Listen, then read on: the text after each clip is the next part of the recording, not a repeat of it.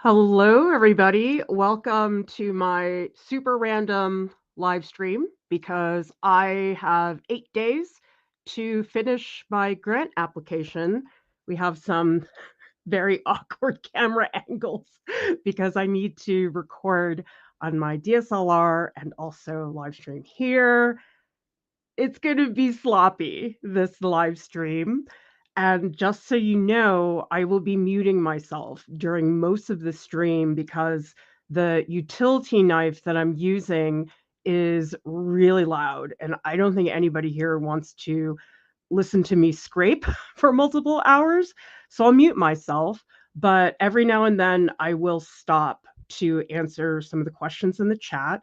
What you guys can do to help me is to type question in all caps if you have a question. And I'll stop once in a while for questions, but not as much as I usually do because I've got to get these done in 8 days for the grant application. So excuse all the sloppy camera work today. And this is not going to be as responsive in terms of like a live stream Q&A, but I will do the best I can to answer questions and also try to get a lot of work done because that's what I really need to do. And I will be answering questions in the Discord as well. And tell me in the comments what you are up to today. I will be typing that into here. Tell me what you are up to today. Random live stream so I can work. I'll be talking a little, but not as much as usual. So everybody knows that.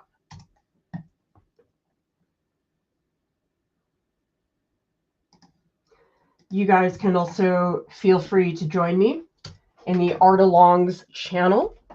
If you want to work with me, that would be super fun. Our Discord is here. So if anybody here wants to work with me and post your stuff here, I can share some of that during the stream. But again, I'm not going to be as active talking and also on the chat as much as usual. All right. What grant am I applying for? Okay, see, super sorry. I apologize. You have to look at me so up close. The grant is the Utah Artist Fellowship.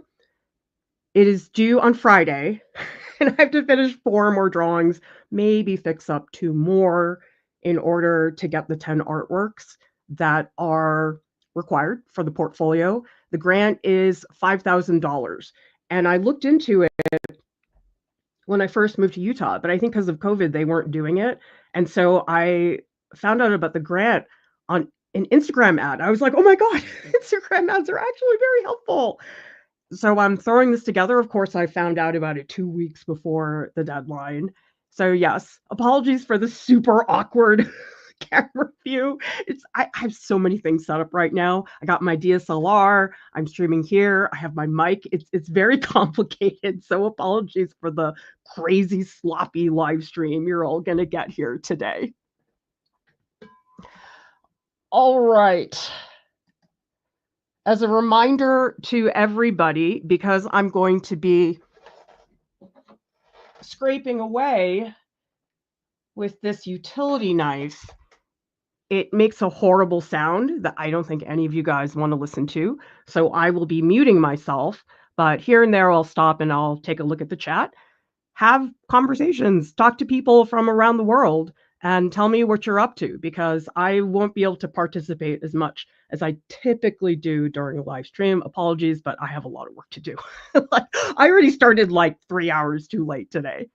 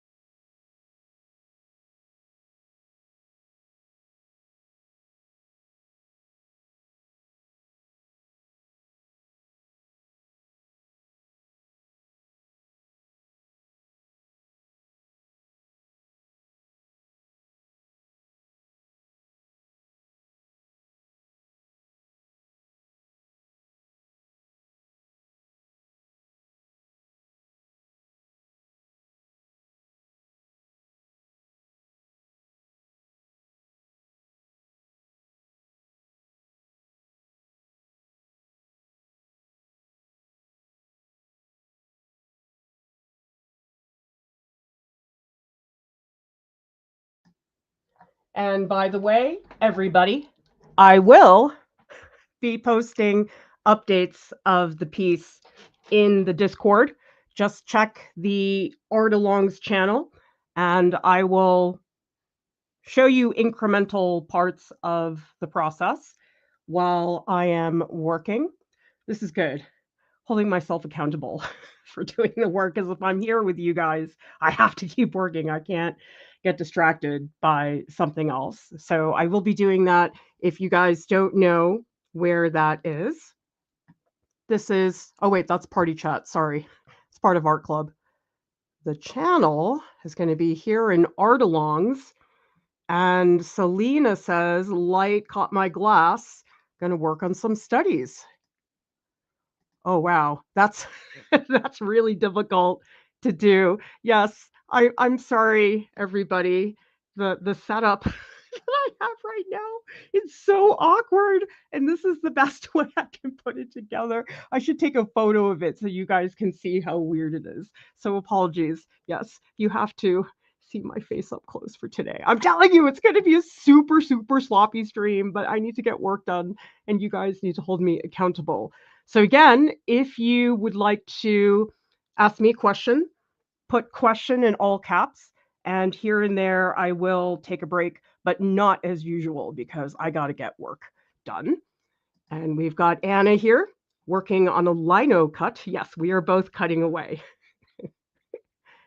Yes, I am an artist and an educator, Siobhan. Thank you for asking. And so everybody knows, because the utility knife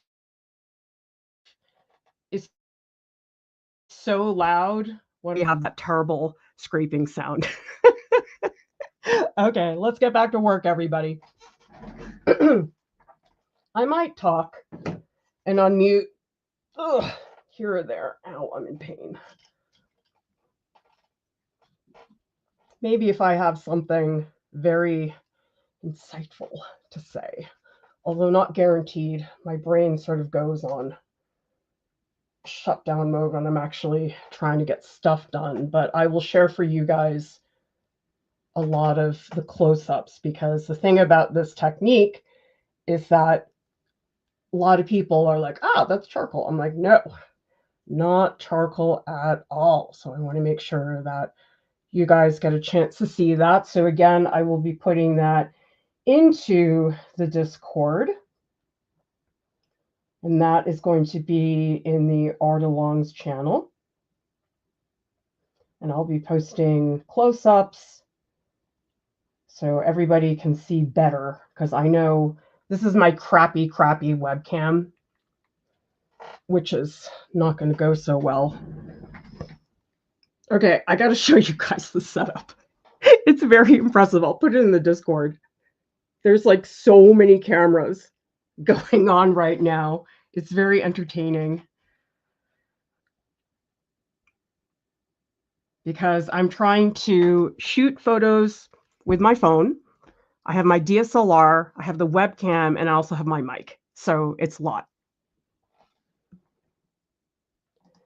Yeah, sorry, Artscape. The nature of this, it's so complicated, the setup I have right now, that I'm not able to do that. My apologies.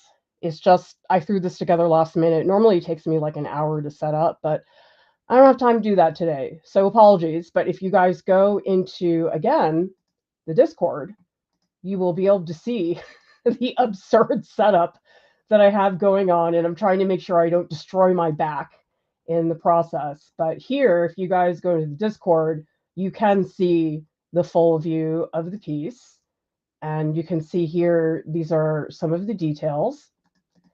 And also here, really close up, and you guys can really see the individual scraping marks. So that is my recommendation if you guys want to take a look at the pieces up close. My webcam unfortunately stinks, and I'm not able to get that for you guys today, so apologies. Anna's saying, how many more days? 8 days. I'm very behind. I really need to get way more work done. I guess I can do a little bit like that. Apologies. Yeah, I'll answer some questions about the scraping when I can. And what would help me is if people type question in all caps, because I'm not going to be as attentive today because I'm trying to get work done. Inherently, if I talk while I work, I can work at like a third the pace because I'm mildly distracted anytime that I'm talking, but I will make sure that I take breaks there. It's not so scary now. Sorry. I'm like, you should see the pose I'm in to try to do this. I should show you. Actually, let me take a photo. I'll put it in the Discord. You guys are going to laugh at how dumb I look. I'll see if I can show you how weird this looks. Oh, the dumb things I do. Yeah, so if anybody wants to see really briefly while I take a break, look at this. There's also a camera behind me and two screens, so it's just not very comfortable, but I'll try to make it work so that way you guys can hear. Okay, so again, I am going to be muting myself when I'm working because I don't think you want to listen to the scraping, but type your questions into the chat with question in caps. And when I take a break, I can take a look at that for you guys. Okay. This is what happens when you don't plan anything.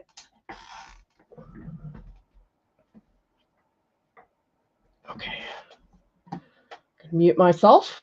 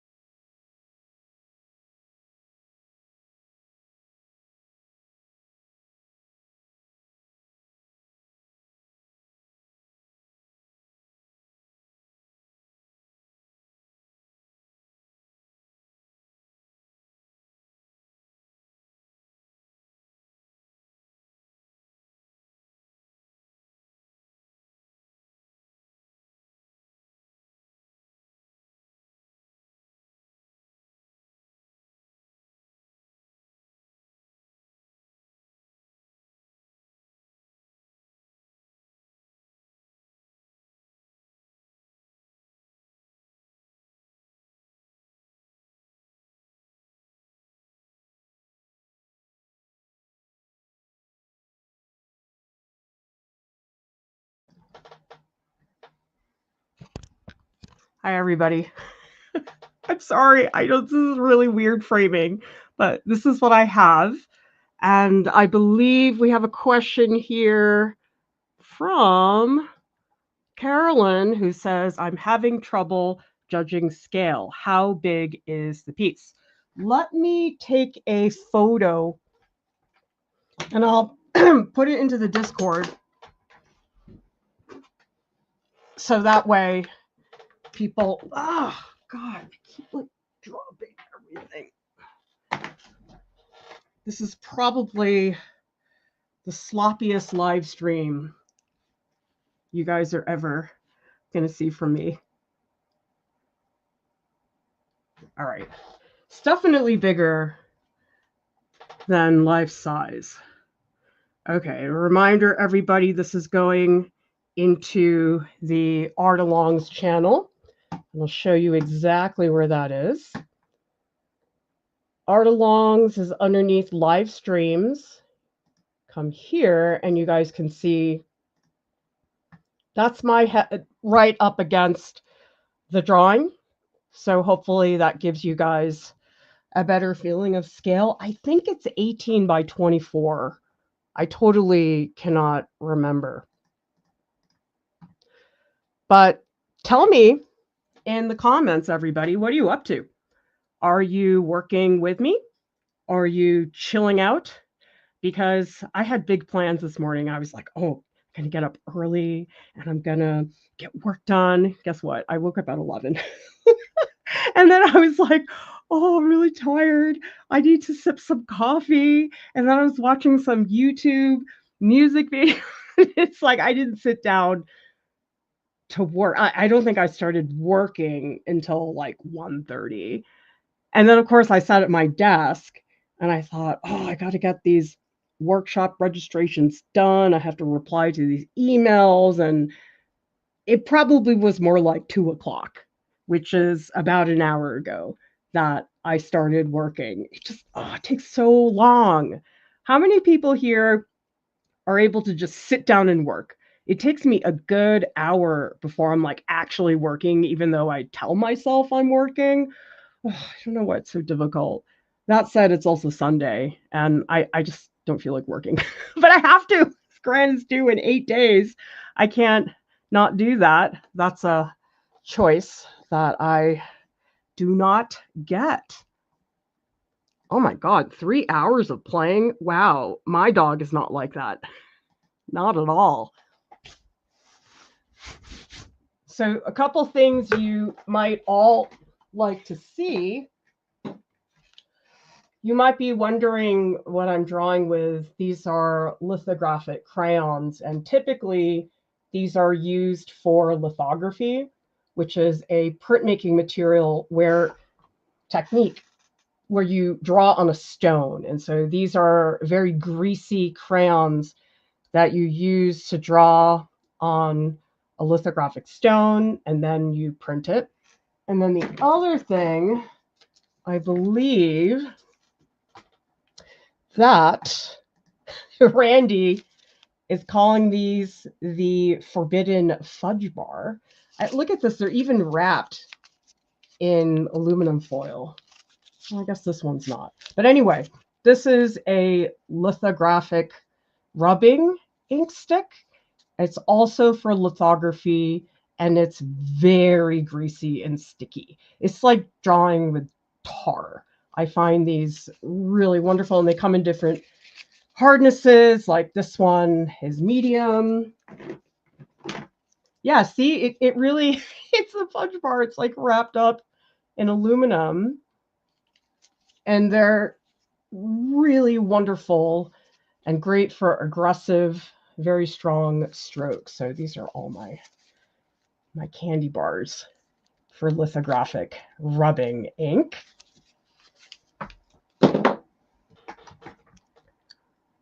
Oh, good. I'm not the only one. Zero Energy Carolyn says, lying on the couch watching YouTube or reading. That's what I wish I was doing. But I'm like, oh, I have so much work during the week. It's hard for me to get to the drawing when I've got other things to do. But I think this week I really got to just put my head down and work on these pieces. All right, I'm going to get back to work. And a reminder to everybody, because the scraping sound is so loud, I'm going to be muted while I'm working, but I will, oh, actually, maybe I'll do a little bit of work with the pencil so some of you can hear about that process just for a minute, because I think I've scraped enough now that I can go back. Oh, wow, this one's really sticky. I think I liked this one better. So, okay, let's just say for like 10 minutes or so, let me just do the drawing stuff so that way some of you can get in your questions for a little bit. Because there's quite a bit of refinement I need to do in a couple of these areas, like especially the nose. So usually I scrape things out and then I go back in and I sometimes add more around the scrape parts, because otherwise it just looks like you're just removing things. And so I remove things and then I put them back with the lithographic crayon. And that seems to be a good combination, because I found when I just scraped, it looked kind of flat. And going back in with the lithographic crayon helps me get the scraping to feel like it's more immersed into the piece.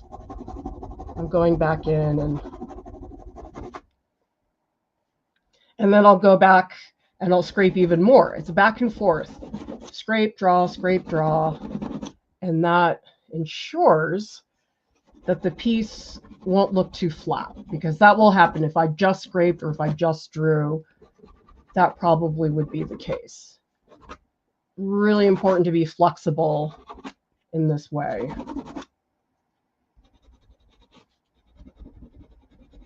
Because I'm thinking about moments of tension. For example, here, this is a very tense line. I'm trying to make it very, very thin, so it has that tension.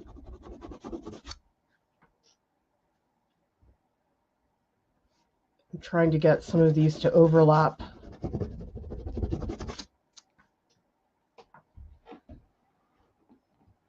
Let's see if I can angle this a little better for you guys.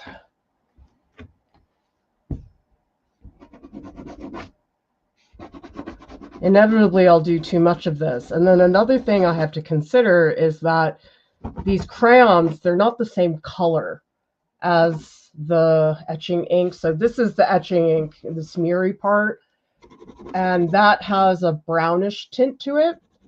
I don't want to do too much crayon, because if I lose that brownish tint, I think it's not going to have the same impact.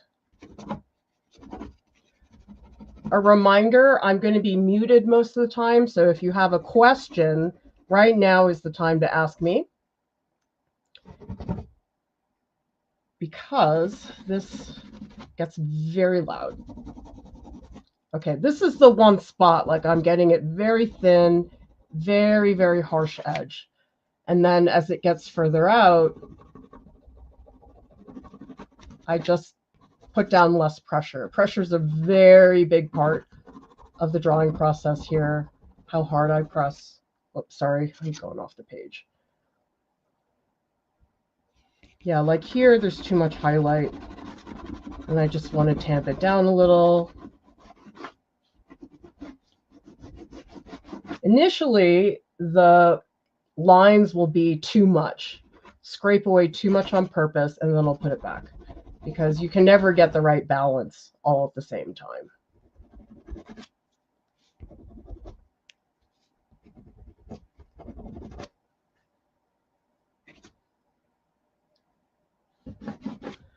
And here's another spot. I scraped too much, so I'm going in. I'm trying to give it a harder edge. The edges are extremely important, because in retrospect, I think what I didn't like about these drawings to begin with is that there are all these like really harsh edges that I think made the piece look a little bit too sharp. And so I'm trying to really soften a lot of these passages. Like, see this? I don't like how sharp this is. So I'm going to soften that in a little bit. And I'm also looking at the width of the fold. So like this is very wide fold. This is very thin. This is sort of in the middle because I want that variation. Hope this is all making sense. It makes sense to me. But I know it's a very odd way of drawing that people don't typically see. It's a very aggressive way of drawing. Like if you're pissed about something, this is the drawing technique to use, absolutely.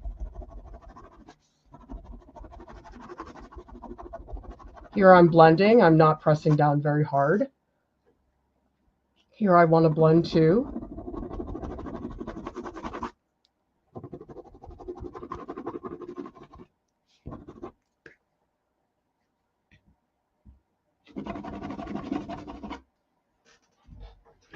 All right, we do have a question from Anna, who's asking, what's the advantage to using these materials rather than, let's say, charcoal? Look at this. I can put my hand all over this. It's so stable. If this were charcoal, it would be smudging all over the place. And for me, the scraping, this is very sculptural. Taking this and pushing into it, it's a very different feeling than if you're drawing with a piece of charcoal and smudging things around. I can get really, really harsh lines.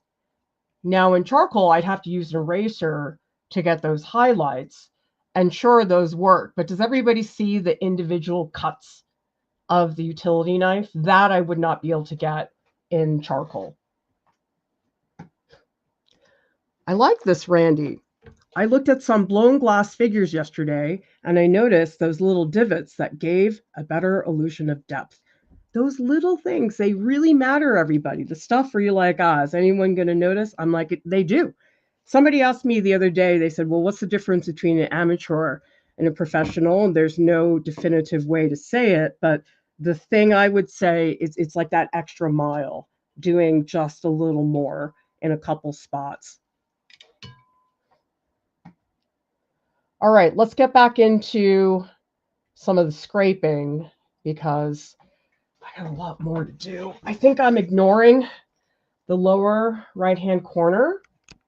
So let me get my webcam down there and let's work on that portion of the drawing.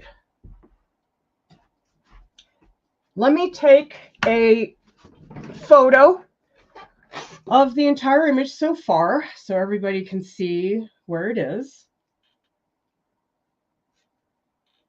And I, again, will be putting that in the Discord. I will also do some close-ups because, again, my webcam stinks. I have a DSLR, which is what I've been using for live streams, but then the other day, well, yesterday, Friday, 2 days ago, the cable broke. And so now I'm using my crappy webcam again. Apologies for that, but what am I going to do? All right. Let me turn off the sound, but I will be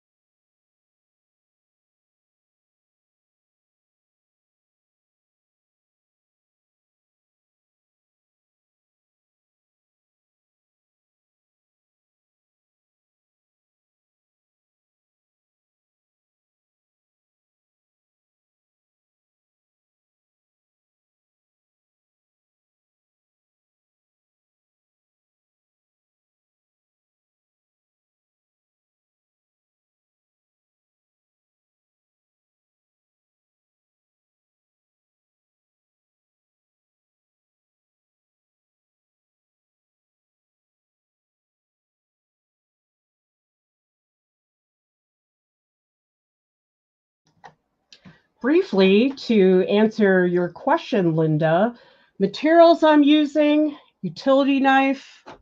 These are lithographic crayons. And I've also got some lithographic rubbing ink. And yes, this demo will be available for those of you to watch after the stream ends. I will also be producing some edited videos with this process as well. And a reminder to everybody, because the scraping sound is so horrible, I am leaving the audio off, but I will be taking questions every now and then, but probably not as much as I usually do because I do have to get work done today. It's more distracting if I have to talk all the time, but I will be doing some of that. Yes, you guys do not want to listen to the scraping. It's like the worst thing ever. But I will try to talk when I'm using the crayons because then it's not quite so loud. Yeah, sorry. You're just going to get little pieces of me because the setup is so awkward between the mic and all the cameras. Oh my God, it's so much.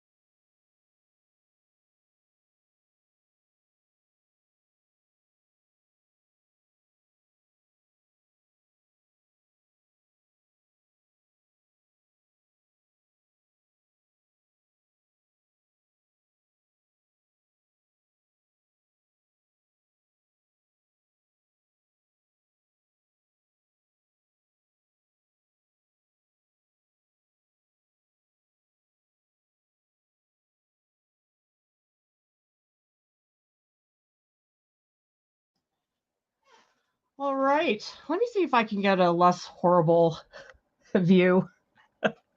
Okay, this is that's a little bit less awkward, right?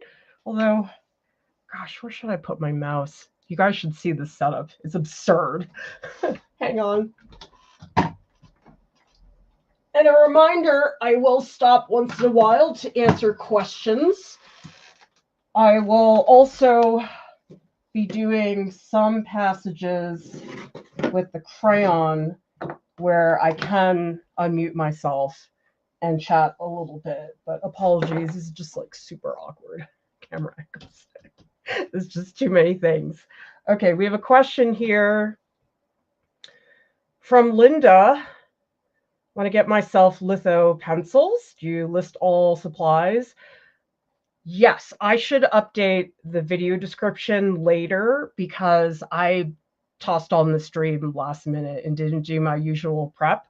But I think we have a video where I explain all of these. I think if you look up Art Prof printmaking supplies, you should find it. Or if you guys are in the Discord and you want to ask me here, I could drop that link for you later. Just make sure you tag me so I don't forget.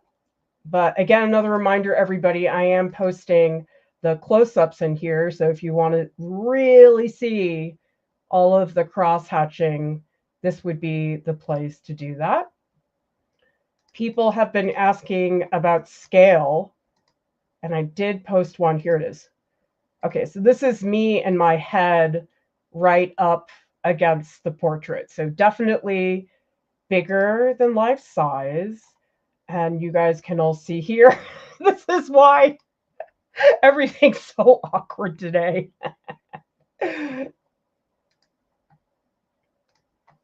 Okay, question from Anna. Easiest way to find grant opportunities. We did a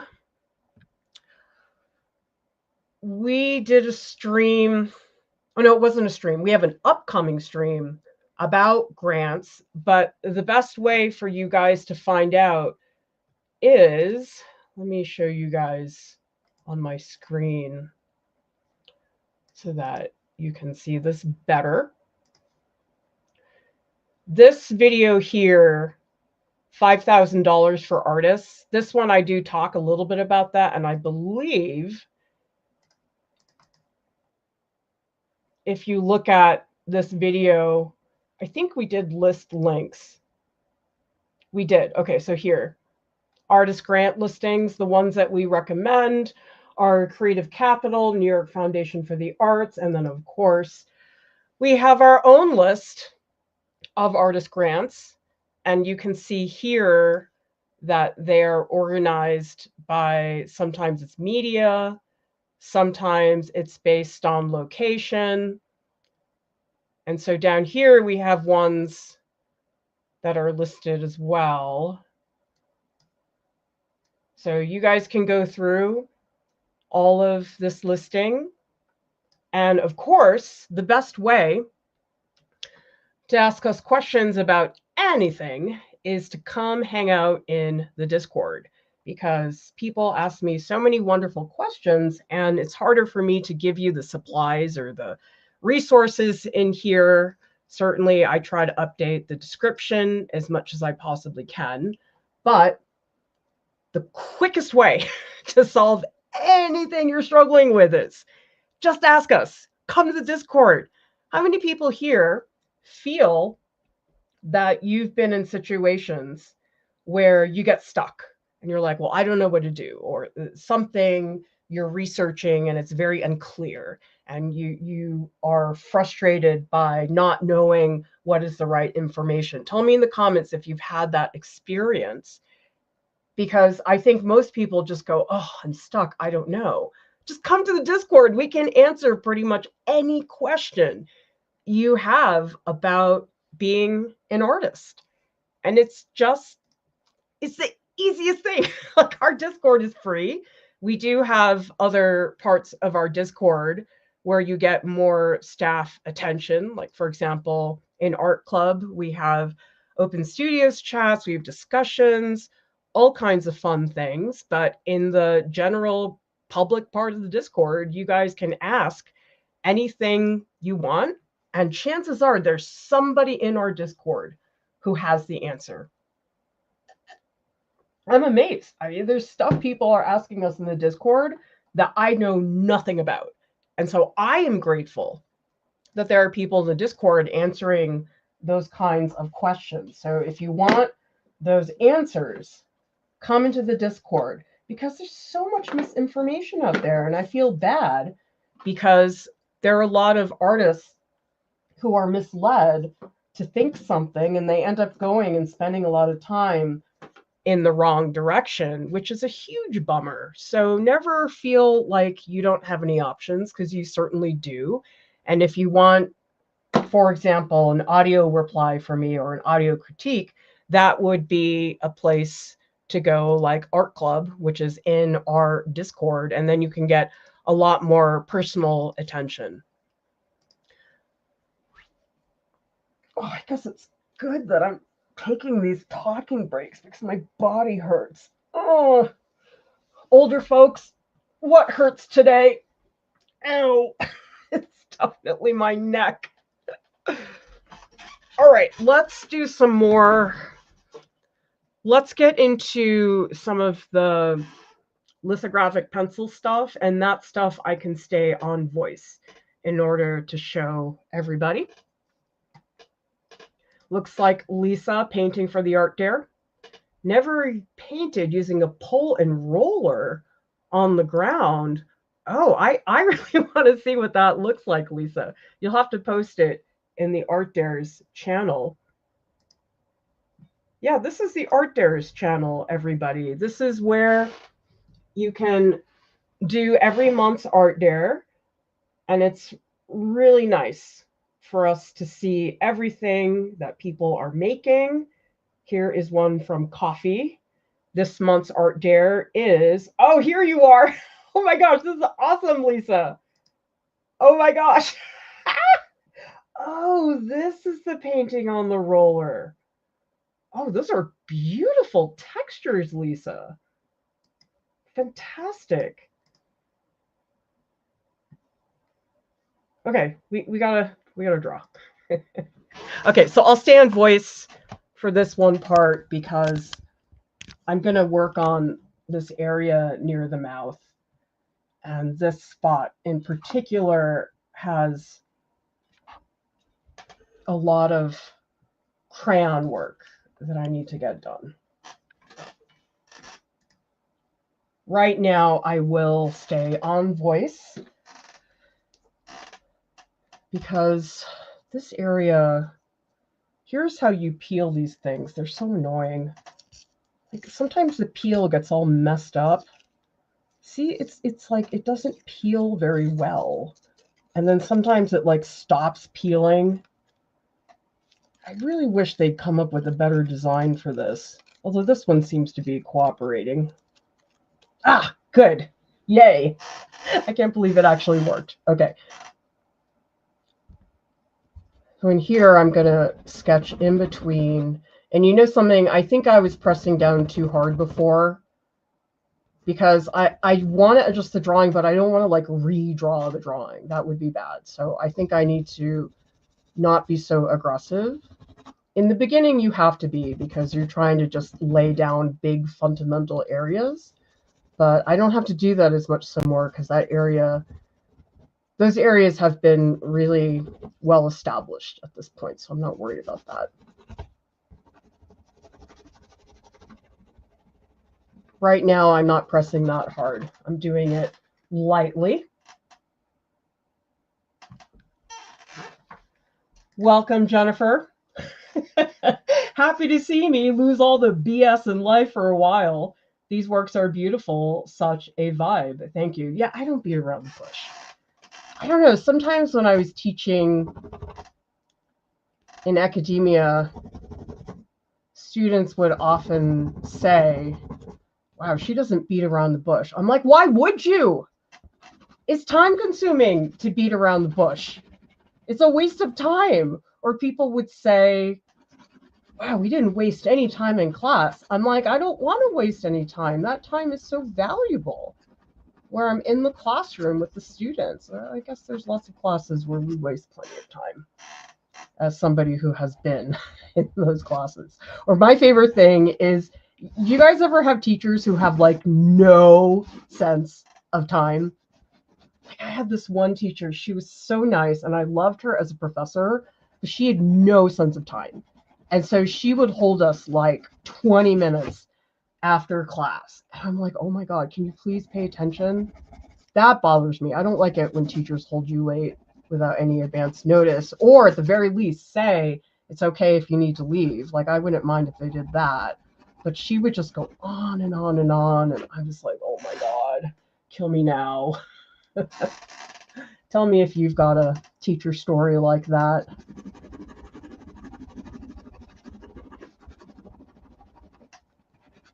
I mean, I didn't mind it that much because I liked going to drawing class when I was in art school, but oh God, some days you're just so freaking tired and you just want to get out. Actually, I just forgot about this, but my professor, Tony Janello, some of you have probably seen our video with him.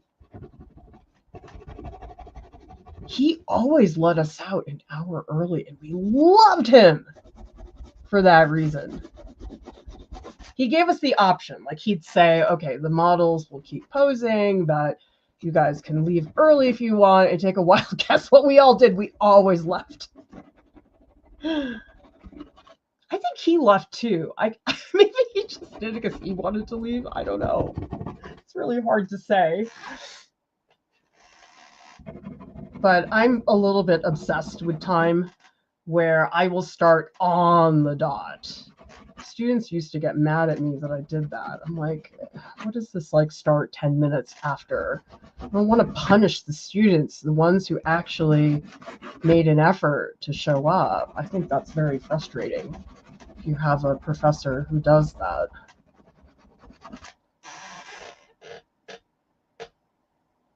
I'm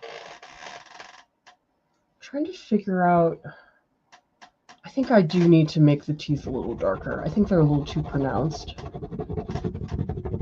The reason I initially went back to work on these is when I was making them, you know, you deepen the process and you're not thinking so straight. It's really hard. And also, I was doing some solo shows.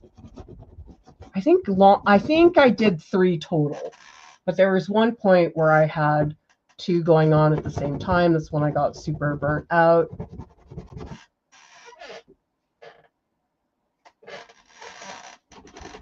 But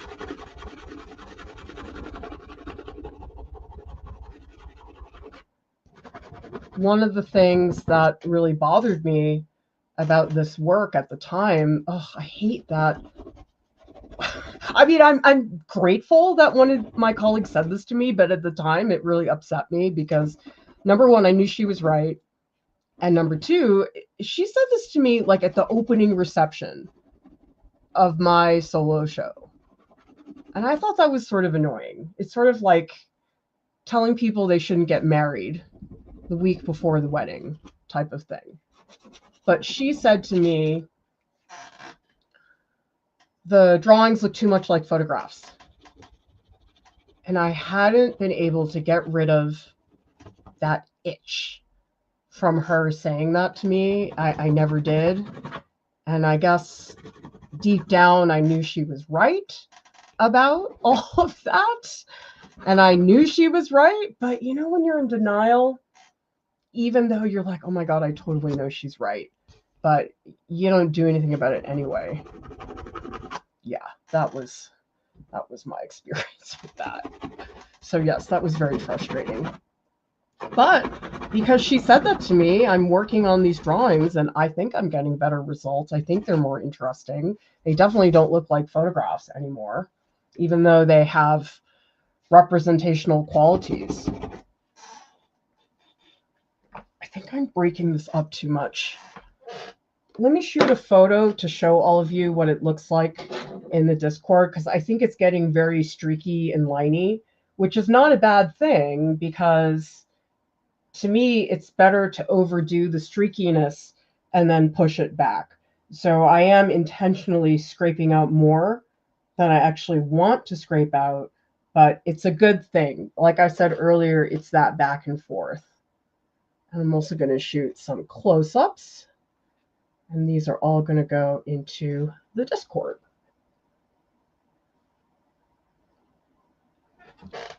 Oh, so it sounds like what, Jennifer? You set alarms. It doesn't bother me. It's just quirky with her. That's very funny.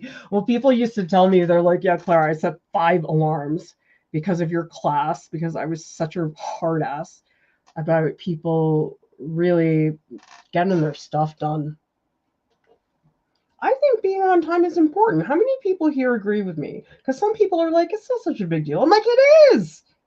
I think you should always be on time. And I also had a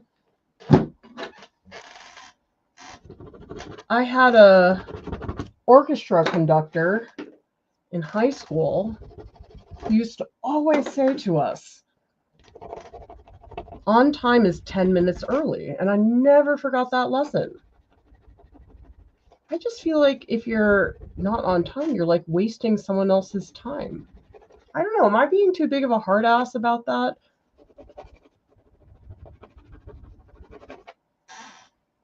Because I did have that rule when I was at RISD. I said, listen, if you guys aren't here on time, we're not going to critique your pieces.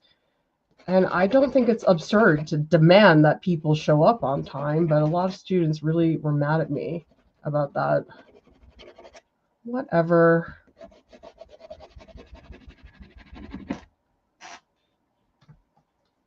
Ha, Randy, it's nice to be on time because you get a better selection of food at the gathering. Absolutely. Why do you guys think people have wine and crackers at opening art receptions? That's how you get people to show up at your opening. You got bad food, nobody wants to stick around. And yes, it is all about food, in my opinion. Who cares about the art? I just want to know if there's good cheese. As long as they have like camembert or something tasty, I am happy. Okay, let's get, I think I need a little more tension up here. Let me move up here.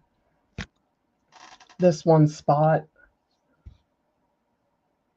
Yeah, we need thinner lines.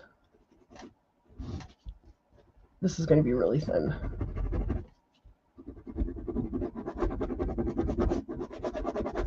Now I'm pressing super hard. Because I want to have the streakiness. These are all really fine folds that are in here.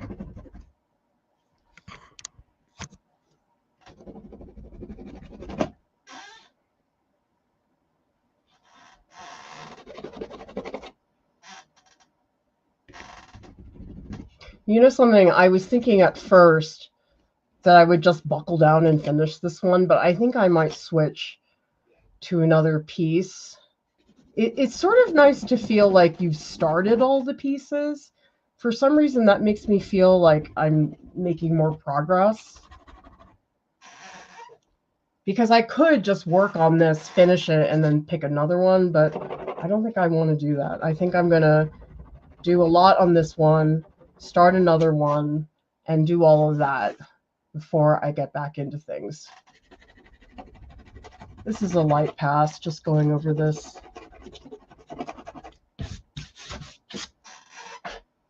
All right, time to scrape, everybody. Apologies.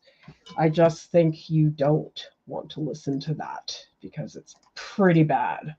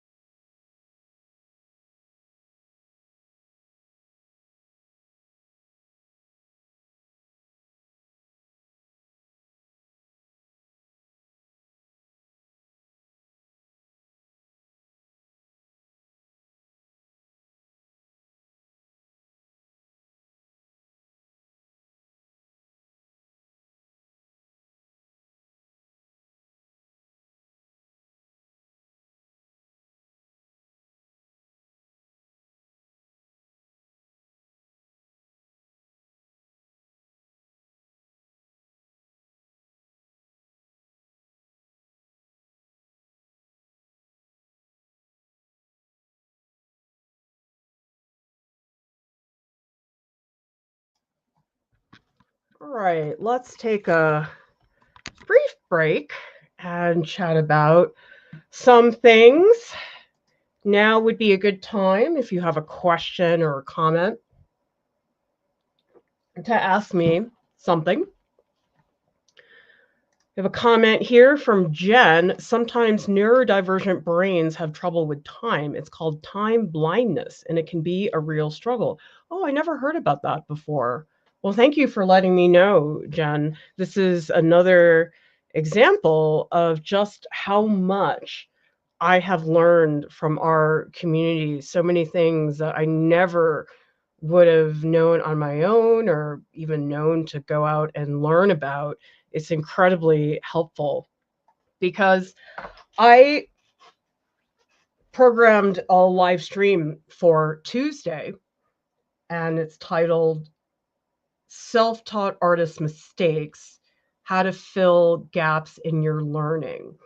Tell me in the comments, how many of you here have had the feeling of, I don't know what I don't know?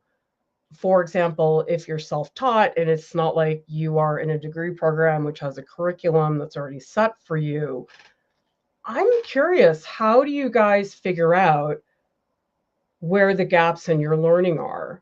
Do you try to find something like, for example, we have a basics curriculum which hits all the things that I feel are important, just basic skills for artists to have, but maybe other people do it in a more niche manner. Maybe you feel like you look at, let's just say, the field of illustration, and you ask yourself,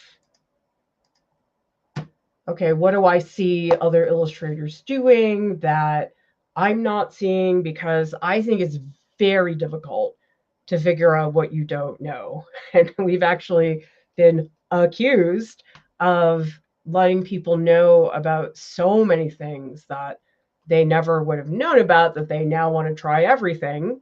I know the feeling. I'm definitely a jack of all trades.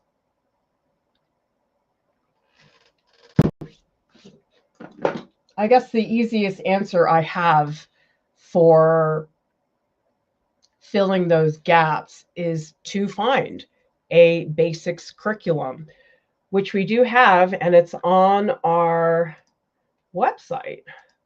Let me find it for you guys, because I think a lot of people don't even know we have these curriculums, and we have multiples. For example, we have like an animation curriculum, design, landscape, printmaking, but the one that I do tell people to start with is the basics curriculum, because this really gives you, well, the basics for how to get yourself a foundation of skills. Not that you have to be good at all of these things, but so that you are aware of them and how they can help you in terms of gaining skills that might make things a little bit easier. It's very similar to music, because I was a classical musician for a really long time. And I had this oboe exercise book. It was all these different exercises. It was called the Geckler Method for Oboe. And my oboe teacher, she had me work on the Geckler for months. Like, I wasn't really playing pieces at that point.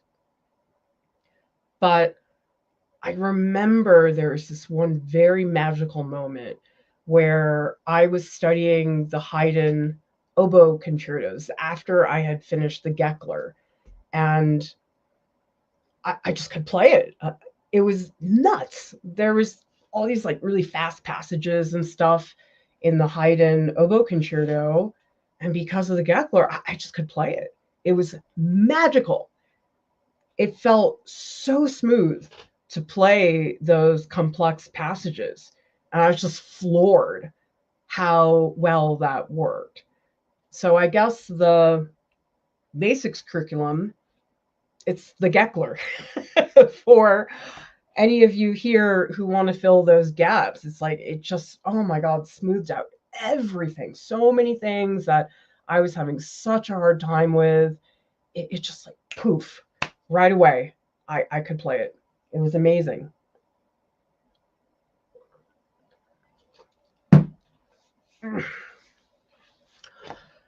And by the way,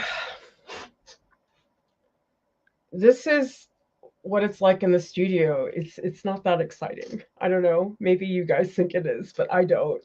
It's just you sit around, you draw, drink some cranberry juice, and then you space out for a little bit, which is what I'm doing right now. And I know it's probably not very exciting, but you just have to do this. Because actually, the scraping is not easy on my arm. And I do have to take breaks here or there. I'm trying to figure out if I should start another one or if I should keep going. What do people think? Should I stop this one, start another one, or do you think I should like get traction on this one piece? Because I have 4 that I need to adjust, and there are 2 more. I might work on them. They could be done at this point. I don't think they're as good as the other pieces. I guess those 2 pieces, it'll be if I have time. I could live without working on them more. But definitely 4. Here's one today. I'm trying to figure out timing. Because it's just nice to feel like I've started something. Maybe I will. I probably should. Give me a hand, everybody. Let me know.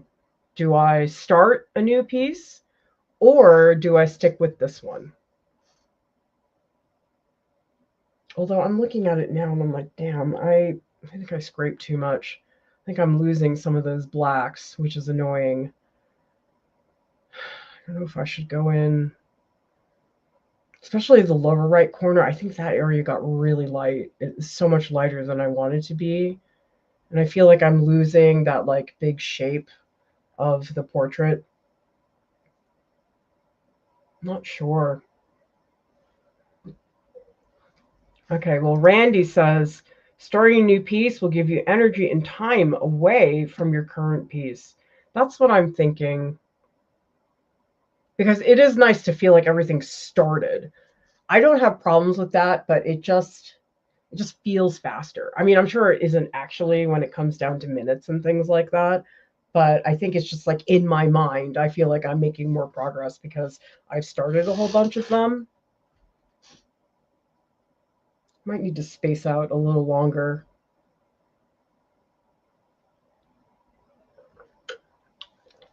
This is what it is, being an artist. Sit around.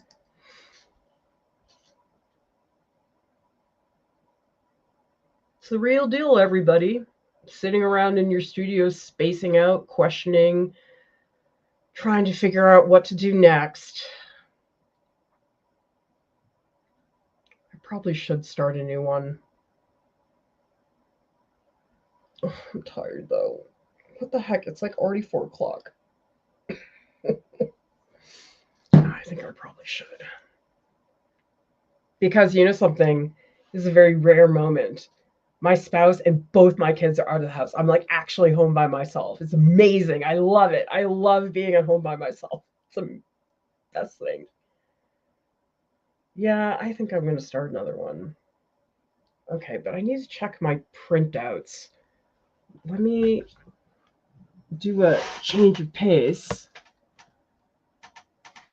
I'm going to go get another piece. I'm going to try to get one that's really different. Maybe one that's a little bit slicker. Oh, I know which one I'm going to do. Okay, let's do one that's a little bit more curvaceous because this one is very full of very straight, rigid lines. This one's a little bit more flowy. Okay, so we got to tape this one up here. Ow! And remember, everybody, right now is a good time to ask me questions if you have any, because as I said before, I can't have the sound on when the scraping is going because it's just really, really loud. Sounds scary and bad. Okay, let's start a new one.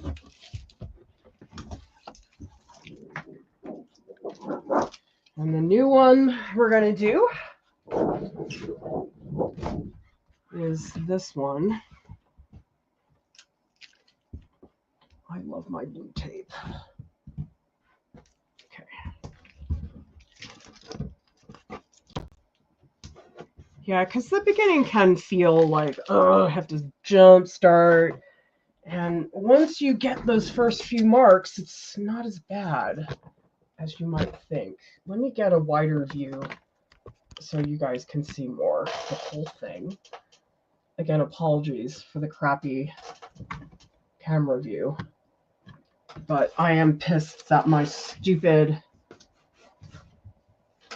Camlink Elgato device died. Like I opened it up, it was like super mangled and bad.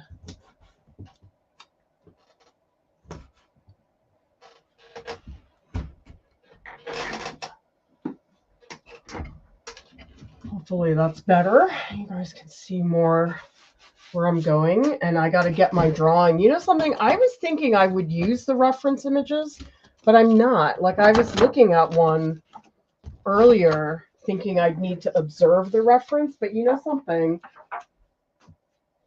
The printouts of the drawing really have been enough. I'm surprised. Usually I do need to look at the reference, but I think it was a really good move for me to do drawings that were pretty detailed, because now I'm not looking at the original reference at all. Sometimes I get worried. I'm like, oh, if I don't look at the reference, maybe it's not going to look very good.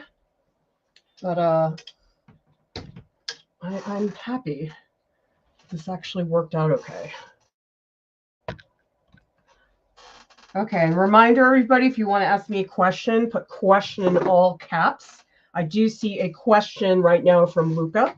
Let me just grab my mouse and we'll get that question while I am not scraping. Luca says, I've been having trouble thinking of concepts and subjects to paint. Do you have any advice for that? Can you follow up, Luca, and tell me what it is you want to work on? For example, are you just getting started with very little experience, or do you have some experience? Because I think sometimes gauging what your skill set is, that's oftentimes one of the ways that I make recommendations, because there are certain subjects that are just really tough for a beginner. And sometimes people don't want to feel like they're doing something that feels remedial. So if you can tell me, okay, you have any goals? How much experience do you have? I think that would make it possible for me to give you a much better answer. All right. Let me get started on this. And actually, I do need to record this on my DSLR. So I think what I'm going to do... Okay, experience in illustration, says Luca. You have your BFA. Okay, well, what are your goals? Are you trying to prepare a portfolio? Are you trying to practice? Because the subject matter is very different depending on what it is that you want to do. Okay, I need to change my camera lens because I am recording on my DSLR. Yes, I'm crazy. But if anybody has questions you want to ask me while I'm changing my camera lens, I can definitely get to that. This is why it's so complicated. It's just so many things. Okay, I need to zoom out. So remember, get your questions into the chat, everybody. So that way I can let you know what's going on. Right now, I'm just fiddling my DSLR because I'm going to start scraping the initial part of this in a little bit. Oh, okay, this big difference. Prepare a portfolio for MFA. Okay, that's a whole other question. My recommendation is to get into our Discord, because we do have a channel down here, which is Art School. There's this channel here, BFA and MFA. And you can see here people are asking all kinds of questions about MFAs and how to prepare, because the portfolio for an MFA in painting is very involved. It's way more than a lot of people realize. Another option that you may want to consider is we do have an ebook, which is an MFA portfolios guide. And this is very comprehensive. It addresses every single step of the process. And it's also in a very concise format so that you know the order to do things. Because we do have an MFA guide here, and this is free. It's on our website. This is the guide, but you'll see it's not chronological. I mean, we have things organized by subject, but the MFA ebook, in my opinion, is a lot easier to follow. Here you have to move around a little bit. And certainly a ton of people use this. I'm not saying you have to get the ebook, but the ebook, I think, is the best formatted for people to understand those types of things. Yeah, so the MFA and portfolio, I recommend that you get into Discord, ask a lot of questions there, and then you can get started, because an MFA is a big undertaking for the portfolio, and it's not just a matter of making paintings. There's a whole other element of needing the portfolio to look mature and to not look like a patchwork quilt of undergraduate assignments. That's what you don't want. Okay, this another question I'll answer, and then I have to get back into the scraping. Trying to be a self-taught artist, any advice on what to practice? My recommendation, we are just talking about the basics curriculum, and it's on our website. You can find it really easily. The best thing to do, because our website's so gigantic, just go into the search bar and type whatever it is that you're looking for. So here you could type in basics curriculum. And so this is a series of 3 videos, and we go through everything that I believe is a solid foundation thing. So we talk about sketchbooks, drawing from life, brainstorming, thumbnail sketches, art history, master copies, 2D composition. So if you go through all 3 of these videos, and then you check off, maybe just write down, okay, here are the ones I don't know about. For example, if you don't know about the elements of art, you can then go to our section on elements of art. Again, use the search bar. It's under fundamentals. So if we go to elements of art and you look at this and you say, oh, okay, form, that's not really something I know. Or you go, okay, color, I feel like I'm pretty good there. Line, I don't feel like I know a lot about.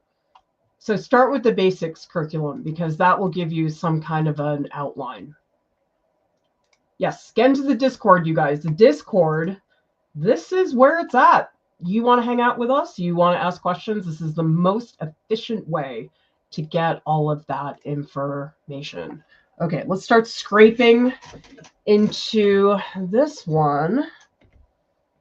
And again, I do have to turn off the sound, but I will take questions whenever I step back and take a break. So just put the question into the chat and I will come back to it.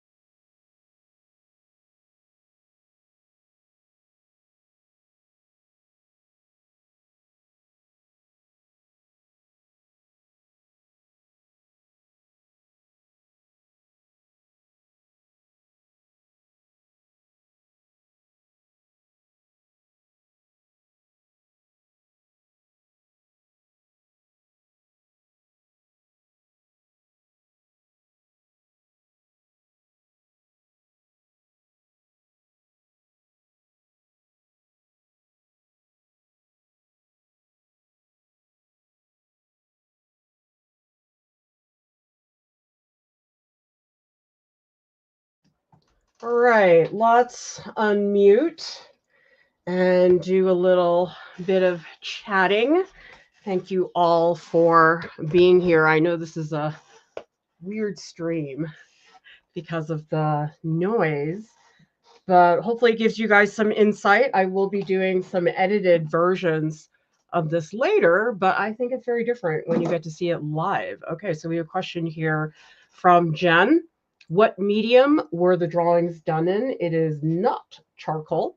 I am using a utility knife to scrape away.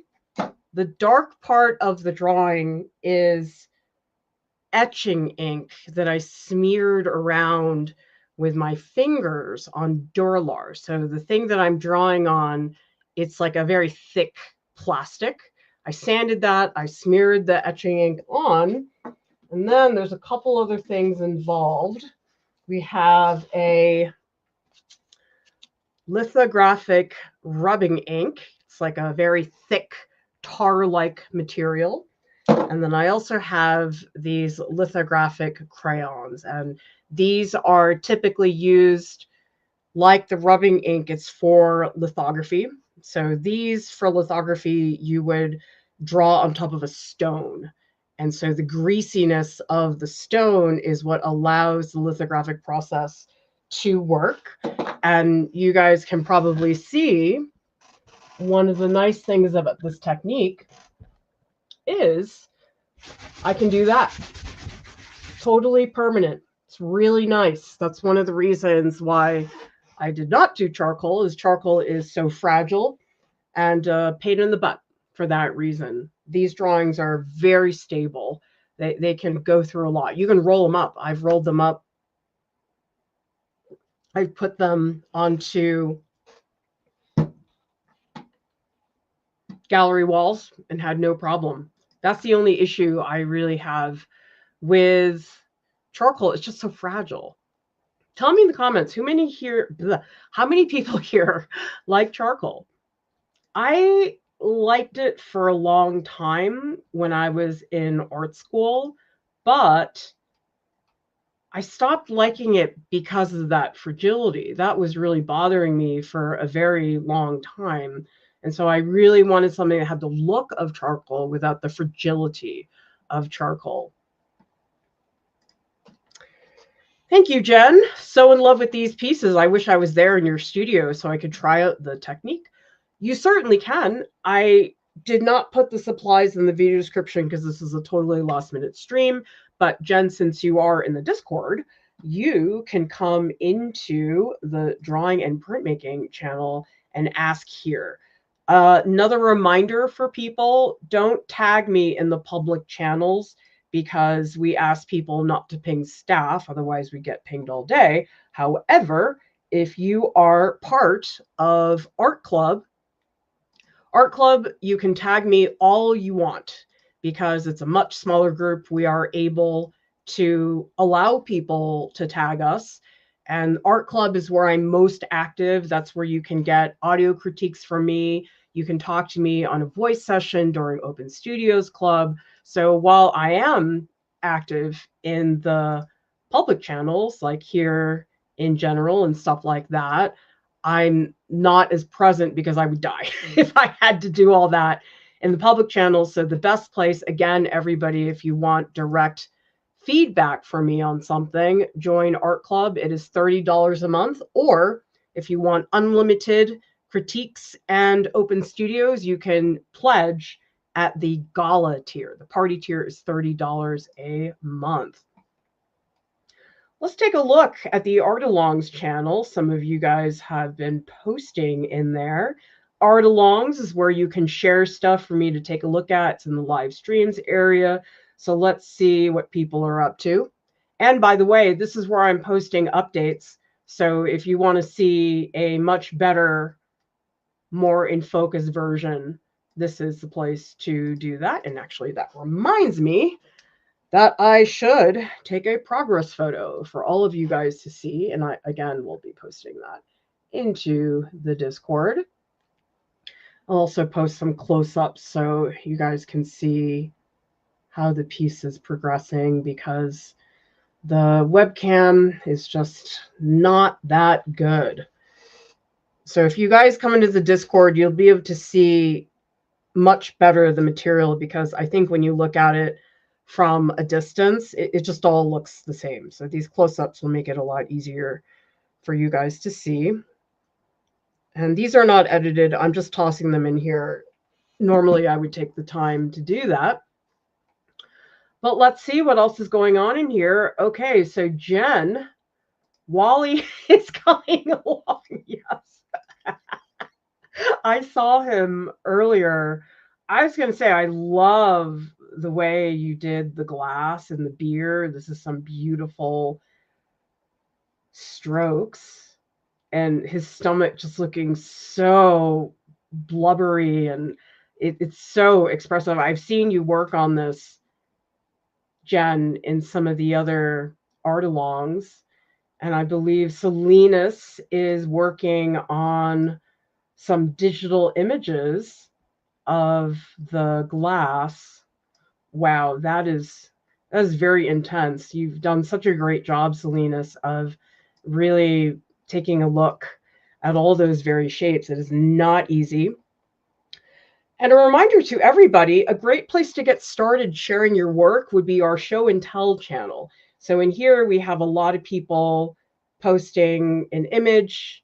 You do not get critiques in this channel because we have the critique channels for that. But this is a great place. Just remember, one artwork post at a time, one photo per day. But it's a really fun channel. You can come in here and see just so many different things. So check it out if you are not in our Discord. So Sasa says, I really like charcoal, but it's hard to maintain the work untouched and safe. Yeah, that's the thing that really bothers me about charcoal. So the lithographic crayons, I am able to get totally stable stuff. So a lot of the times, I know people for gesture drawing really like to use Vine charcoal, but I found if I'm doing like a 5-minute gesture, I don't really take the time to erase. And so I have found when I'm doing gesture drawings, I'll just use Caran d'Ache crayon. I won't draw with charcoal because it's so much more stable. It looks exactly the same.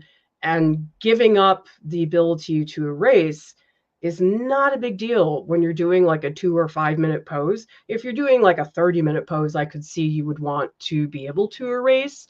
But when it's such a short drawing, I actually find erasing to be a huge distraction because it just like stops the drawing process. So if I can just like flow and just like draw, not worrying about, okay, stop to erase, stop to start up and draw again, I find it just so much more efficient. Yeah, tell me in the comments, how many people here have done gesture drawing in any capacity? Maybe you've used our time drawing videos. Maybe you've been able to draw from a model in life. I find gesture drawing absolutely critical. Like somebody was asking earlier about if you're a self-taught artist, what are some of the things you can learn? Absolutely gesture drawing. Drawing applies to everything, but gesture drawing especially. That's what really gets your muscles moving. So tell me in the comments how many people have done gesture drawing. Maybe you're thinking about it. Maybe you don't have any interest, and that's fine too. Certain practices, you don't need it as much.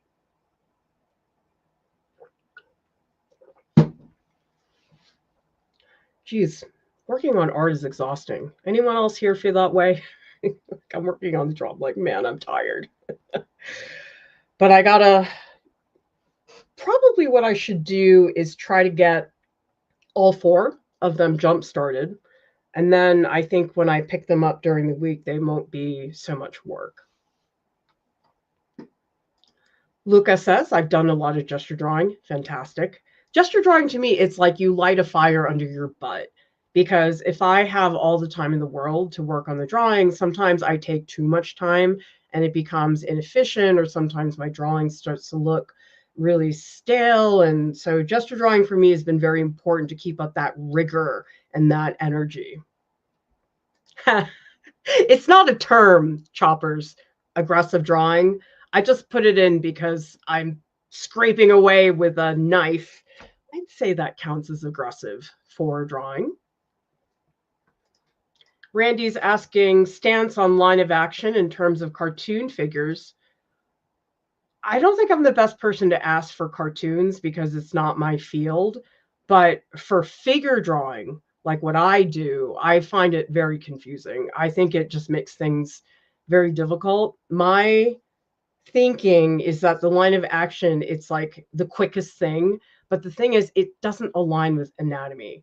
And that's where I have problems because people have a lot of proportional systems and cubes and spheres and stuff. And to me, none of that works when it doesn't align with the anatomy. If it does, great. But I'm just not a fan of that stuff because people will say, yeah, but this simplifies it and it makes it easier. I'm like, it makes it easier at first. But then when you try to really implement the anatomy, it makes it harder because you've been training yourself to see all of these different structures that don't exist. My feeling is that anatomy is the way to go. Hang on, my spouse wants to know what to pick up at the grocery store, and I'm trying to think about what we have. Gosh, what do we have at home? I never know what's in the fridge. There must be something that I need. Actually, no. I think for once I'm actually set. I rarely say that. Most of the time I'm like, pick up this, this, and this, but not today. My feeling, Randy, is if line of action works for you, that's fine. Use whatever system you want. But if you ask me for my personal opinion, I don't like the cones or the cubes or the rectangles because to me, it's just a much more straight shot. Like just go right to the anatomy. It may feel harder at first, but long term, it is the most straight shot to get to whatever it is you're trying to do structurally when figure drawing. So Sasa says, I tried some gesture drawings, time drawing, got to get back on them as I'm a big lover of them. For me, gesture drawing, it's like going for a run. It's just like a fun activity that I do, and I don't have expectations to get results. I don't think that's the point of gesture drawing. Most of the drawings I do for gesture drawing is throwaway pieces. They're not important to me for that reason. Kay Collings says, I've always needed... Oh, okay, maybe you're talking about gesture drawing, but if you want to follow up, I'm happy to take a look. Helos is asking drawing or painting. If you can let me know what you're referring to, if you're talking about the drawing that I'm working on, yes, it is a drawing. Although maybe somebody could argue that smearing the etching ink on the Dura-Lar with my fingers, some people might actually perceive that as painting.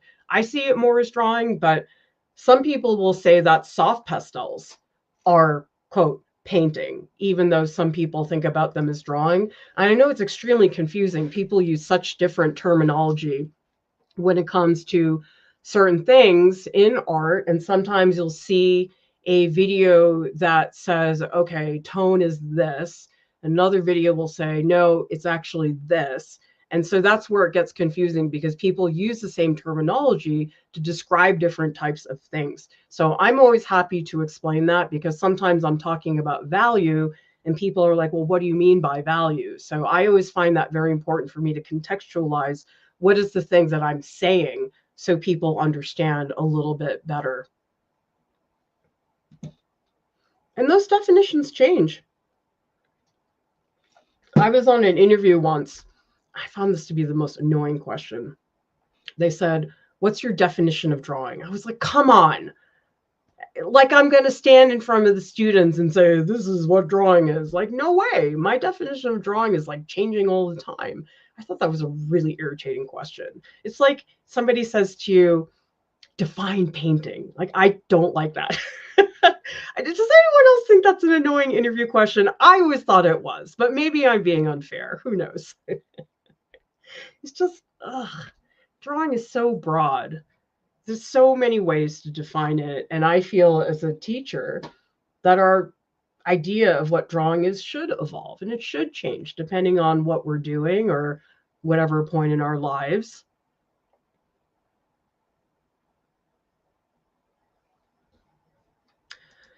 I think I better get back into the drawing, everybody. Again, if you have questions you would like to ask, please put it into the chat with capital question, and I will get back to it when I take another break. Please note that I cannot have the sound on when I'm drawing because it's really loud. You guys don't want to listen to the scraping. It's awful. But I will stop now and then to take some questions and chat with you guys about what's going on.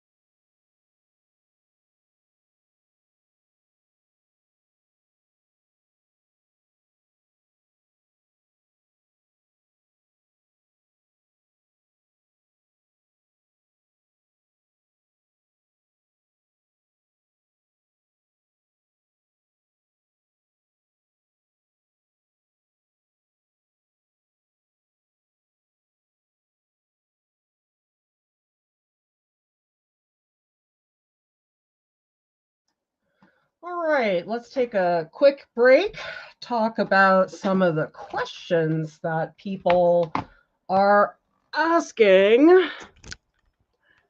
Okay, you guys can see my horrible mess of art supplies. Oh gosh, there. That's a little bit of a better camera angle. Oh, and I should take a progress photo because I have been putting them here in the Discord. This is in the Art Alongs channel.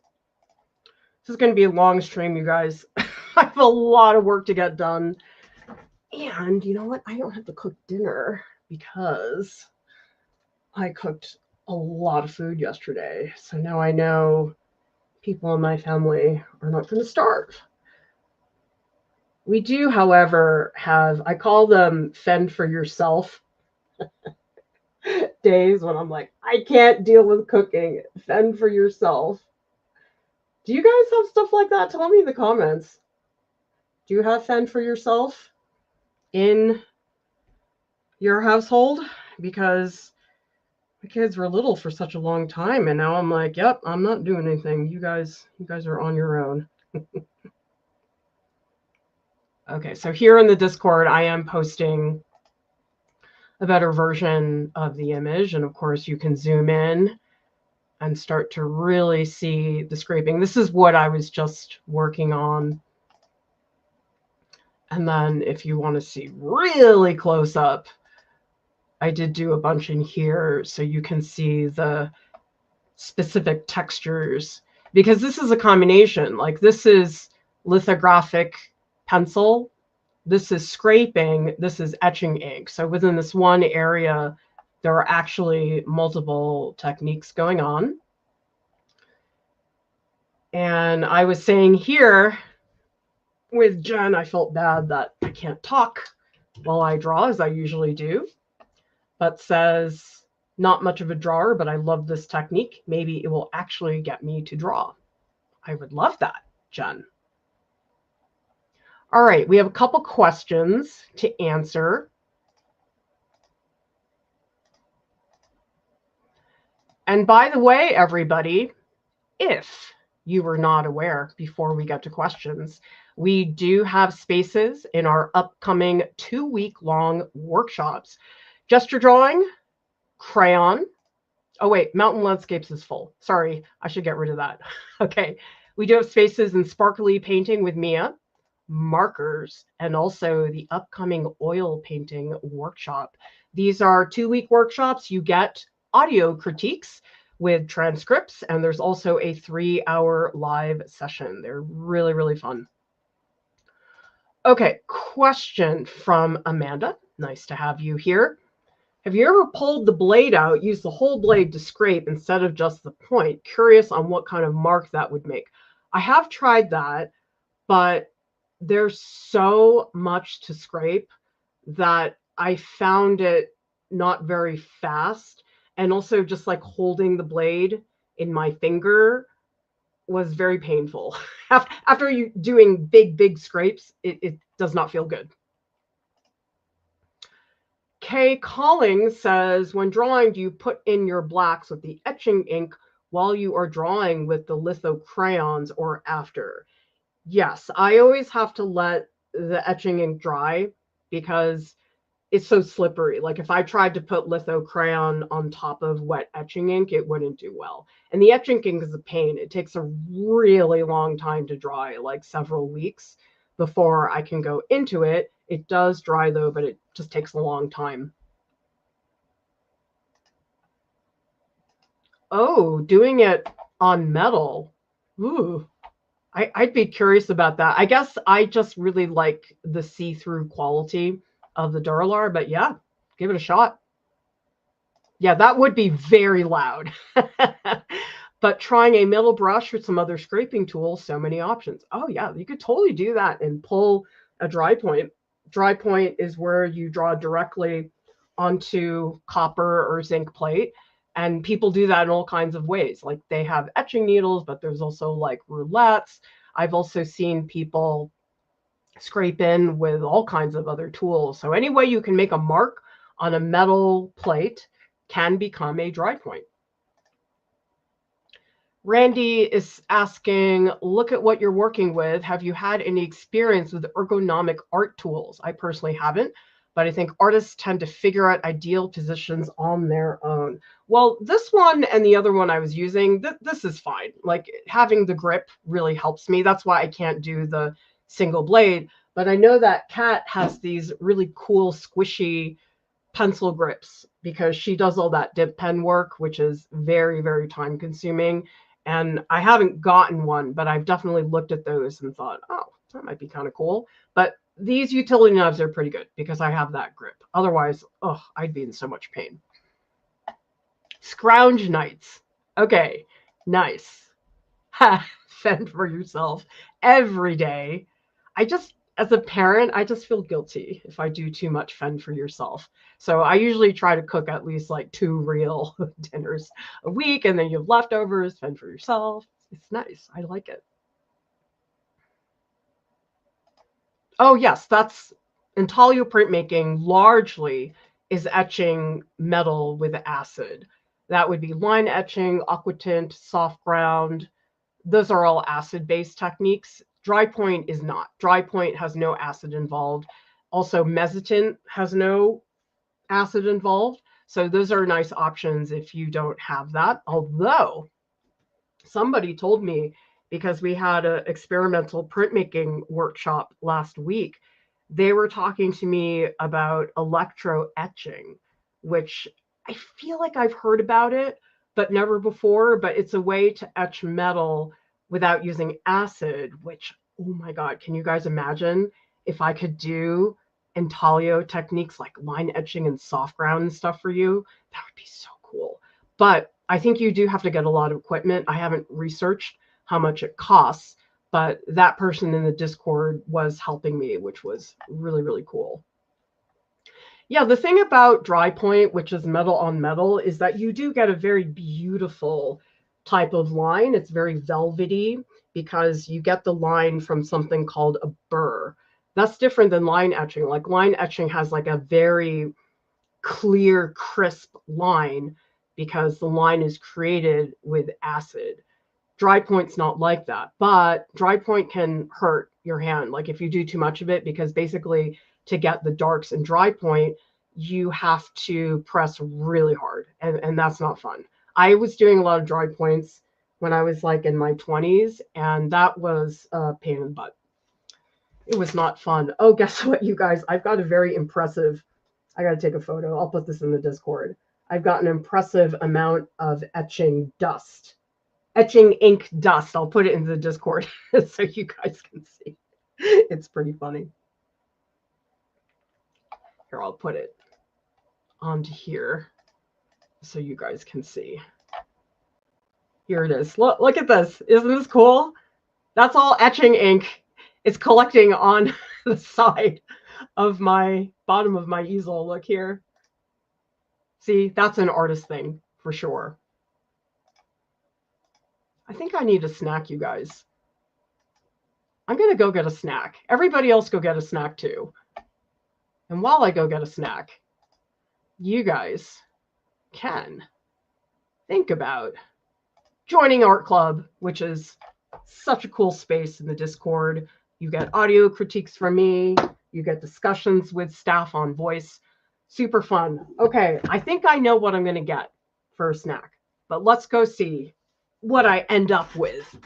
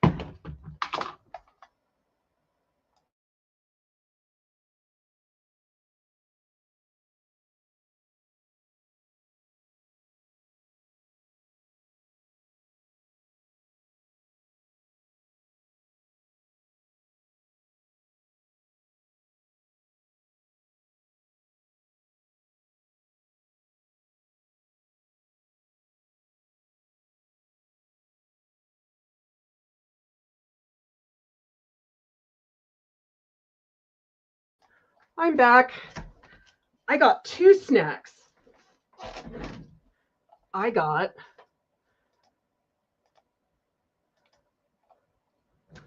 not very exciting, but I have Ritz Bits cheese crackers. I'm so obsessed with these because my teeth are so bad. I can't eat really hard crackers anymore. So these are good, nice and soft. Anybody else get a snack with me?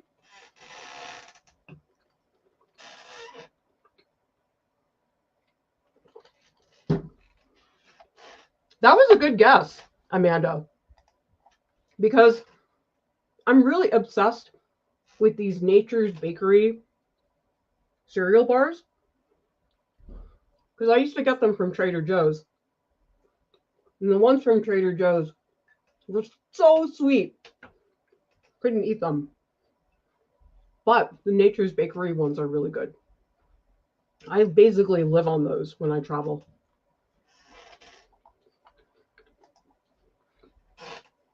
I also gave myself a little treat. Look at this.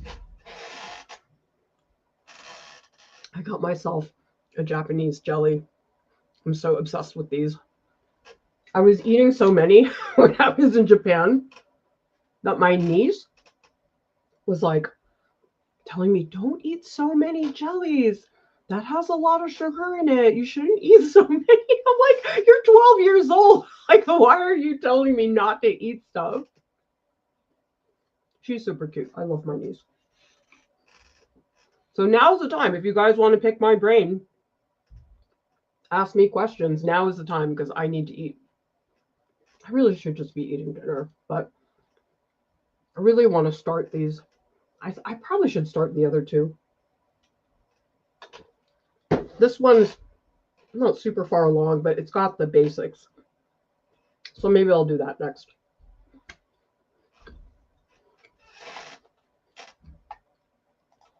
What is Trader Joe's? Oh, I'm sorry you don't have a Trader Joe's next to you. Who here shops at Trader Joe's? I try not to go very often. They just have like so many yummy, fun snacks that I feel like I just go overboard when I go there. Their produce is kind of hit or miss. But oh gosh, once you start looking at those chocolate covered pretzel sticks with hearts on them, I mean, they're so dumb, but oh, so good. Or pomegranate tea, pomegranate green tea. Love that.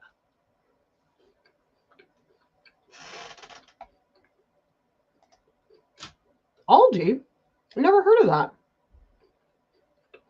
Oh my God. Trader Joe's in the fall, it's like pumpkin spice mayonnaise, pumpkin spice cookies. Everything turns into pumpkin spice in the fall at Trader Joe's.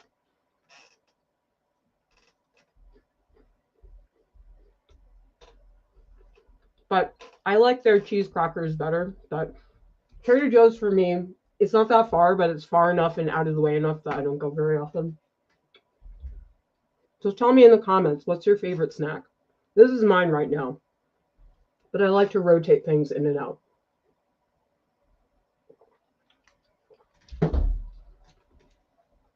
The jellies I really like are the ones, it's like a yogurt jelly. I don't know how to describe it, but it's white. It's like a jelly, but it's white. And they never have them. And it makes me really sad because these are so good. There's a tiny Japanese market where I live. It's like the one Japanese store in all of Salt Lake City. So we always go there and just like stock up.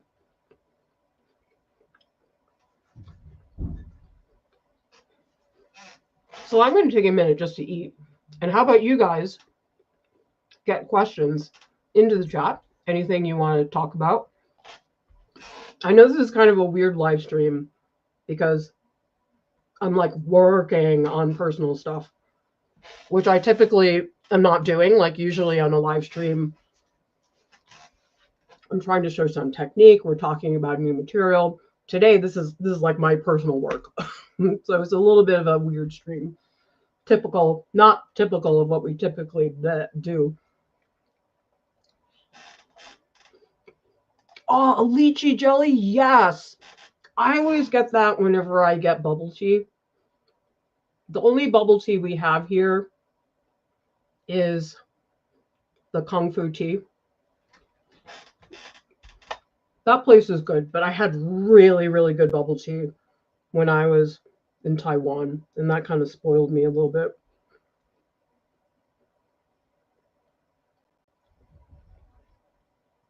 I'm just checking in on the Discord. I'm not as active on the weekends, but I always like to, well, I kind of have to keep an eye on it in case we get people doing bad things, which we usually don't. Our Discord is extremely well behaved because we boot people who are not.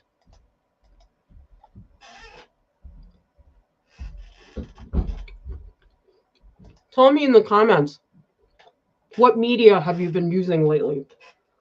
Because I was on this big oil painting kick, and then I was on a gouache kick. Now I'm coming back to drawings that I made in 2012. The drawing is getting in the way of my painting streak a little bit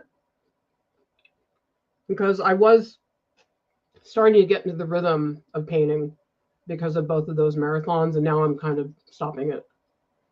I had good momentum. Like, I was really thinking about brushes.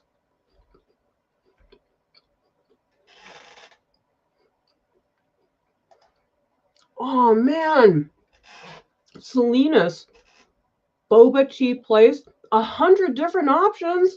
Oh, actually, in Taiwan, I was so surprised by all the guava stuff. Like, the guavas were so big and like delicious and sweet. Guavas here are like this big, and they are not sweet. They're nasty.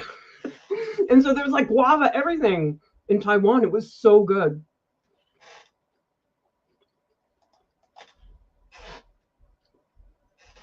Drawings are for the Utah Artist Fellowship. I found out about the deadline 2 weeks ago, but I was like, wow, it's a grant I'm actually eligible for because it's for Utah residents. You have to be over 25. And I thought maybe it'd be interesting for you guys to see what it's like to prepare a grant application. I haven't done it in years. I used to apply to like everything. When I was younger, I would mark up my entire calendar with all the grant deadlines every year. And I apply every year all the time. I had to, though, because I was in academia and you have to be active, you have to win grants and stuff like that. So I was doing that a lot.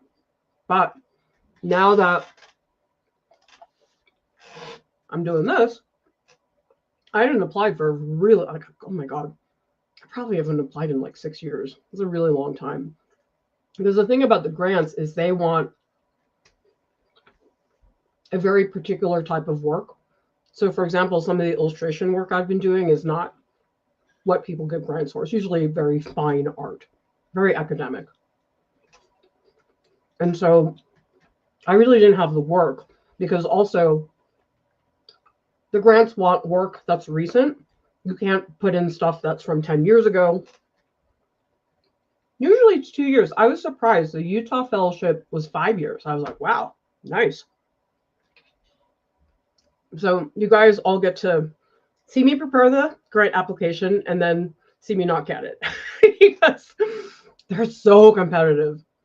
I never expect to win when I just put it in the mail and I forget about it. Because I've had some former students, they'll say to me, oh, I applied for this fellowship. I'm looking forward to it. I'm like, yeah, you probably shouldn't. I applied for the Massachusetts Cultural Council Artist Fellowship every year for 20 years. I got it in 2018. That's the one big grant I've gotten. I've gotten some other ones. Well, I guess I got one from the Berkshire Taconic Foundation. That one was $4,000. That was a decent grant. The Massachusetts one was $10,000. Like, that was a big grant.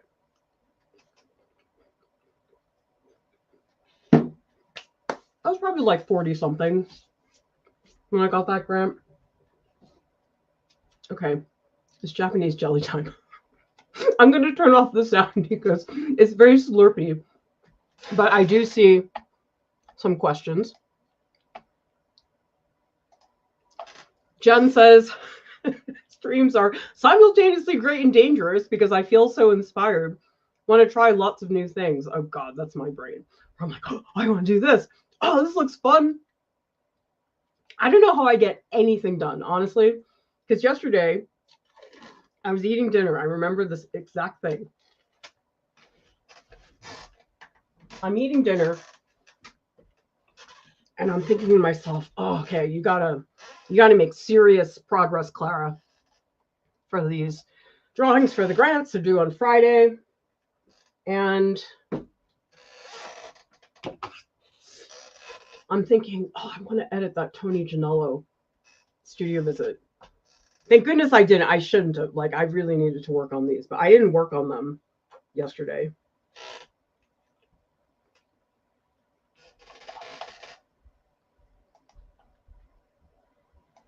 Amanda says, I got offered a show, so I'm working my tail off, trying to paint fast. So acrylic it is. Oh, wow, that's amazing. I'd love to hear more about that. And how did that happen? Because so often the best opportunities, you don't predict them. Like, they just sort of fall into your lap. I'm going to try not to slurp. And if I think I'm going to, I'll turn the sound off. I know some people really hate those sounds. One of my kids really hates those. Any, like, eating noises really bothers my kid.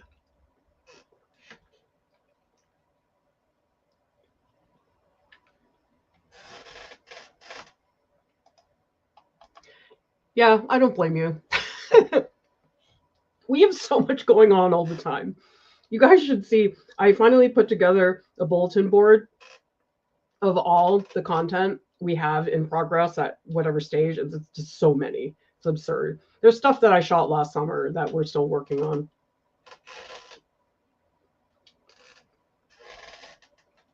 I'm going to mute. I got to eat my jelly, but you guys can ask me questions.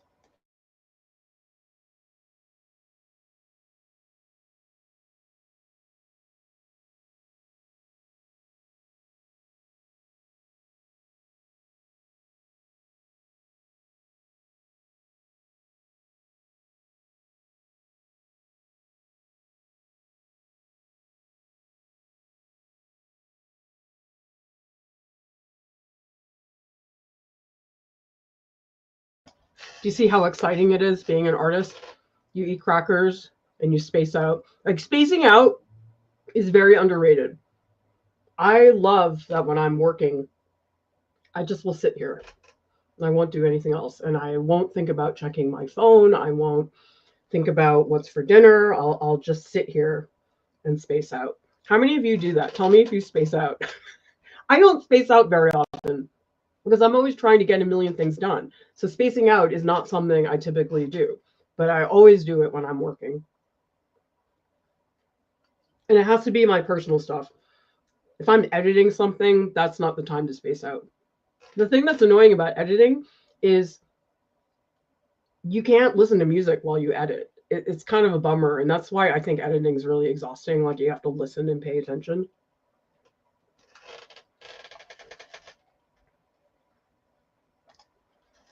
John's asking, desert island art supplies. Oh my God.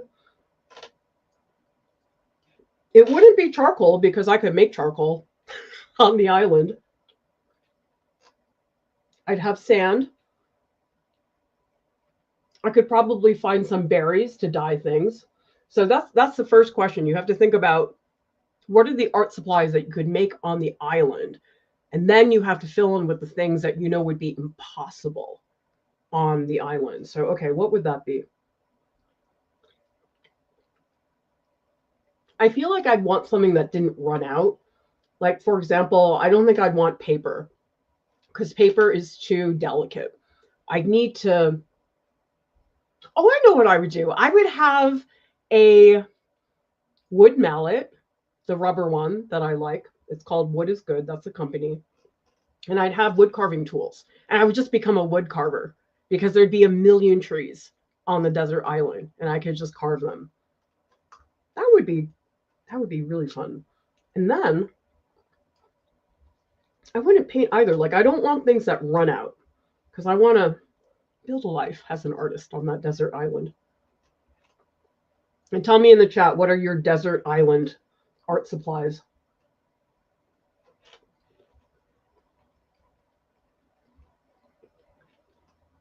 I guess I'd want tools.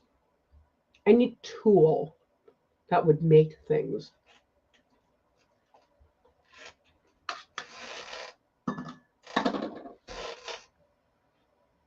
Yeah, because if I had woodcut tools, I could totally do woodcut. I guess I'd need ink though. But you know what? Printmaking ink doesn't run out that fast. So if I just had like a giant can of etching ink and I had the tools, oh, but I'd need a roller because I could cut sheets of wood to use as woodcut. And then I could print them on leaves. Yeah, I guess I'd be a woodcut artist, and wood sculpture. I would do that on a desert island. That would keep me busy for a very long time. Yes to pottery tools, but I bet you could make them. Couldn't you? I don't know. You'd have to melt down metal to get like thin strips. I feel like you could make something pottery related, but then you'd have to have clay, like nice clay. Ink from a passing squid. Or I wonder if you really could draw with that. Like, does anybody know if you could actually, like, if you could get squid ink and put it into a pen? Like, I wonder if it would actually work. Amanda's following up. I was at a gallery opening, was talking to another artist that introduced me to a gallery owner, and they liked me. They are desperate to have someone new in the space. See? Get out there. That in-person connection, you can't beat it. When I meet people in person, I always remember them way more, as long as they're not an asshole. Well, actually, I do remember the assholes. I remember them so I can avoid them in the future. I feel like so much of the art world, if you want to work professionally, it's about like avoiding the toxic people. Because when I started in academia, there were a lot of toxic people there, but I was like all young and I was like, oh, I want to be nice to everybody. And there are like some people I shouldn't have even talked to them. So I had a former student recently who started teaching in academia. And I said to them, listen, you got to find out who are the scary toxic people and you got to just not talk to them. Limit as much interaction as possible, identify the people who are actually nice, and find out the people that are benign. Actually, I appreciate the benign people because it's like they're not hurting me, they're not helping me, but the toxic people are much worse. So whatever field you're in, do you guys have that? Maybe it's an academia thing. But I had, when I was at RISD, I was like, okay, these people are my friends. And I would have, okay, these people are nice, but they're not helping me that much. And I have other people that just like benign, like they're not that nice, but whatever. And I have toxic people who I'm like, never, I'm not talking to you. If you do, I'll compliment you on your sweater. That's pretty much where it ends. Okay, I suppose I should get back to work. I don't really want to start another one though. I kind of want to work on this more, but no, I should start another one. I think I'll regret it if I don't do that. Randy's asking, are toxic people in academia ego or competition? Both.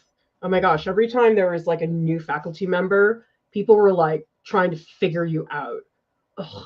And then like we'd be in the faculty office, which is where people eat lunch or they sit around. And I have these people that come in, they're like, so I got 2 shows coming up. I'm like, I don't care. Like, please like talk to me like a person. It was very annoying. Or people would come in, they would like give you the postcard to their show. It's like somebody you're not even friends with. Like, you know, if you're my friend and you do that, that's fine. But it's like people I don't like would just give me their show cards and I'm like, ugh.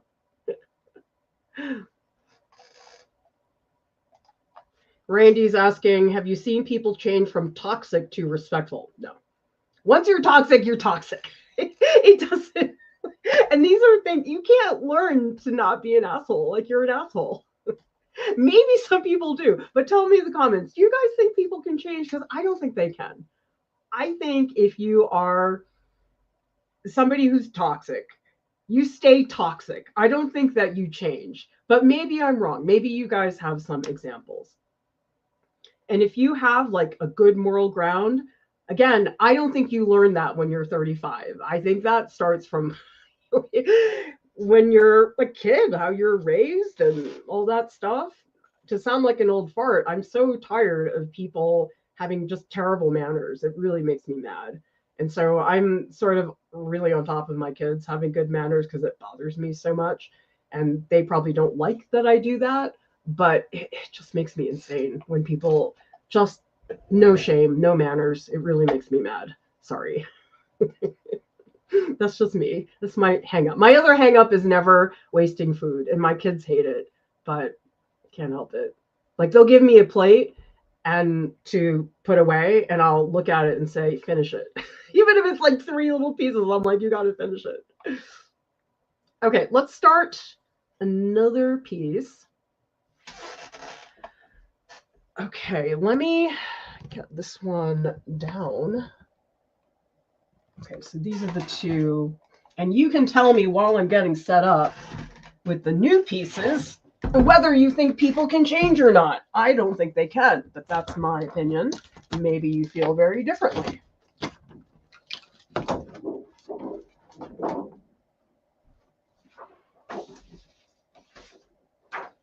the next one I'm going to try is going to be more flowy. And I'm so annoyed because I put these drawings down on a table. Look! Why is there cadmium red oil paint on these? And it's on all of them. Do you see? Like, what's up with that crap? It's so annoying. I must have had a palette with oils that had some cadmium red, and now it's on all my sketches. So annoying. Okay, let's get this piece up. Oh my gosh, it's on the draw. What the heck? Oh my god, it's everywhere. Okay. We're gonna put this one up. I think what I should try to do today is just start all of them. It'll make me more likely to work on it during the week. Because it's due on Friday, but you know something? I don't really want to submit on Friday. I sort of hate that because I get stressed about not getting it done on time. So ideally, I'd like to get it done on Thursday, but chances are I won't. My Mondays are really, really busy. Friday is usually a day when I can take a step back from some of the administrative stuff. Because some of my days are just, I'm buried in spreadsheets. It's a giant pain in my ass. Oh, hey, Cats. Yeah, I did see your message in the Discord. Welcome back. I think you had mentioned that life had gotten in the way. That's always the case when it comes to just, wow, life in general. Well, we're so glad to have you back, Cats. Okay, so everybody knows I do have to mute when I'm working because the scraping sound is really awful. And I don't think you want to listen to it. However, I will answer questions every now and then. So if you have a question, put it into comments and type question in caps.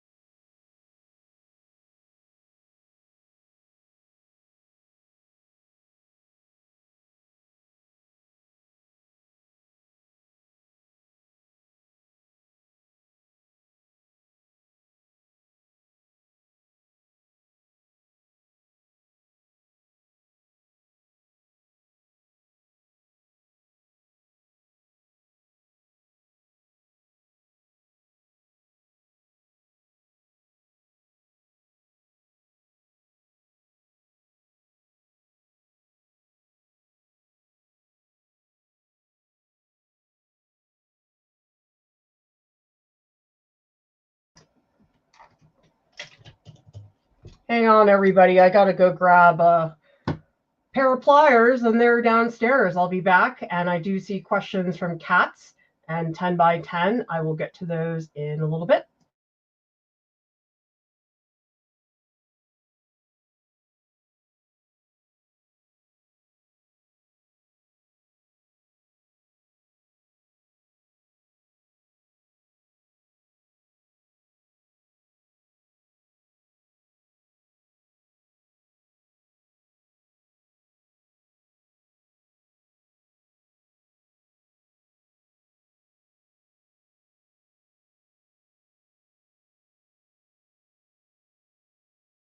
So you guys can see this is not sharp anymore, and these are really nice. They are snap off blades, so you just take your pliers, and that gives you a brand new blade. Hopefully one that is way sharper than what I had before. Okay. Let me do a little more, and I'll get back to the questions in a little bit.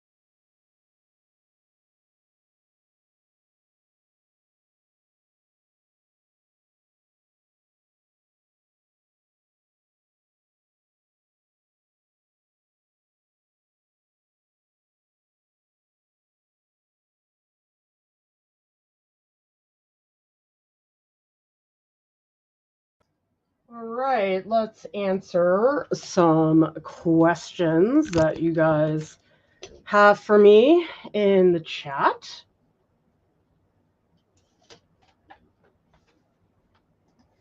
So Katz is asking, how much pressure do you apply to the knife? I would be afraid to puncture the paper. This is not paper, so I don't have to worry about that so much. Let me see if I can, hang on, there's like a piece here. Maybe I can show you. So this is what it looks like. Does everybody see how it's clear? So all this texture you guys see here, this is all sanded. So the back of this is very smooth, but the front part of it here, this is all sanded. And so that's what creates the translucency of the material. So yeah, that's what you're looking at up close. Does everybody see how thick it is? Yeah, so I've never punctured it, ever, which I think is very surprising. I really thought, oh, at some point I will have punctured it, but no, it's incredibly strong. And the only reason I have it is the RISD store manager, Michael, who I worked with for many years, he's had it special ordered for me. So I don't know that you can pick this up at any ordinary art store. At least I've never seen it. 10 by 10 is asking, did your parents' family support your art goals while growing up and after? I would say they definitely did not get in my way. There's that. And yes, I got art supplies and things, not a lot. I mean, I didn't grow up super privileged or anything like that, but I did get art supplies, and they did let me go to art school. So I will say that that is support for sure. So I'm lucky. Tell me in the comments if any of you had support with your work now or previously, or if maybe you've had, unfortunately, family members who are against it. I hear that all the time from people here about parents not wanting to do it, parents saying art is a waste of time. And it's a real bummer because it's such an amazing place to explore as a person. I don't mean as an artist. I think everybody should draw. I think everyone should have a sketchbook that they carry around to just do stuff. Alex says, wish there's live capture. I don't know why I have to wait until last or when not recording, as I'm deaf and from the UK here too. You should see the live capture. I've been on for, gosh, it's been 4 hours, but you should see it. And if you can't, you can always watch the replay. The replay happens, it gets posted right after the stream ends. Kat says, my parents were always getting me art supplies, and my grandparents, who were painters, gave me a lot of tips when I was very young. Oh, that's wonderful. I'm so glad to hear you had that experience. I know Mia has told me similar things about her grandparents, her grandmother. Well, I think she's both, are both creative people. Yeah, so here we are in the Discord. I've posted some close-ups so you guys can see better what's happening in here. And if you want to get super close up, you can always come here and you'll be able to really see every stroke. Oh, this one's a little bit blurry. Anyway, there's plenty for you guys to take a look at in there. I probably should tell people that I'm still streaming. I think I'm going to. Still streaming.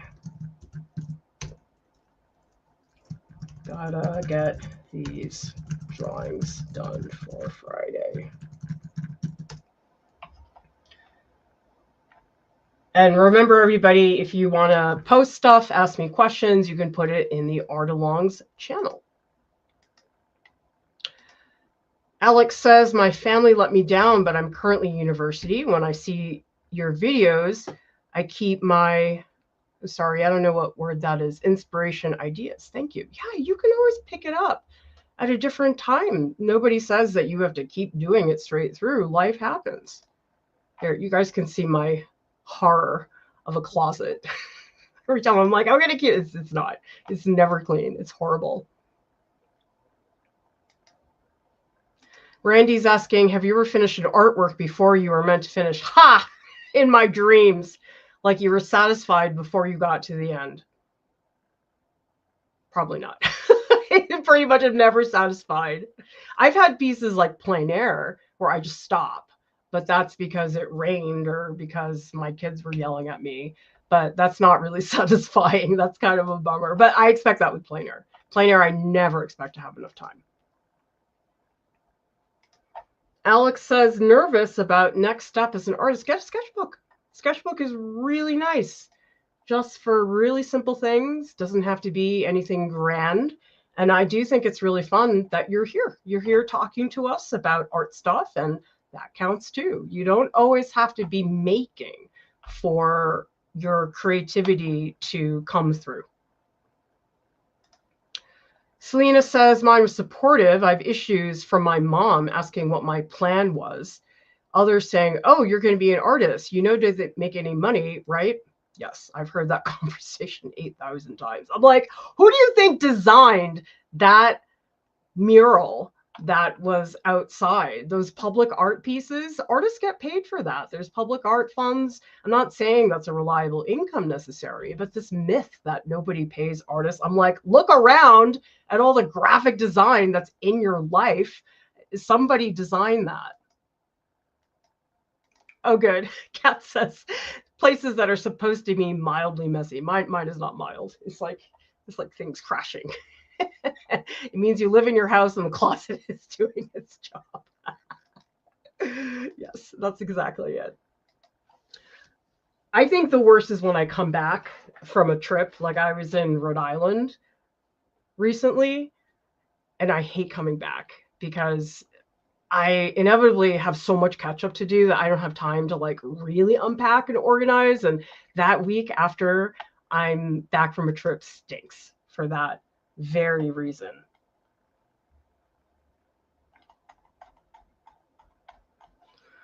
Oh, well, I started this one. Maybe I should start the other one. I don't know. I'm kind of tired. I'm going to do a little bit more work. There's just like one spot in this portrait that I think I really need to get rid of in order for it to make that transition. And then I might take a break, eat dinner. I ate a lot of snacks today. You know that thing where you just fill yourself up with snacks? It's not good. It's not a good idea. Okay, let's do this one spot because I think it's going to bother me if I don't get it done.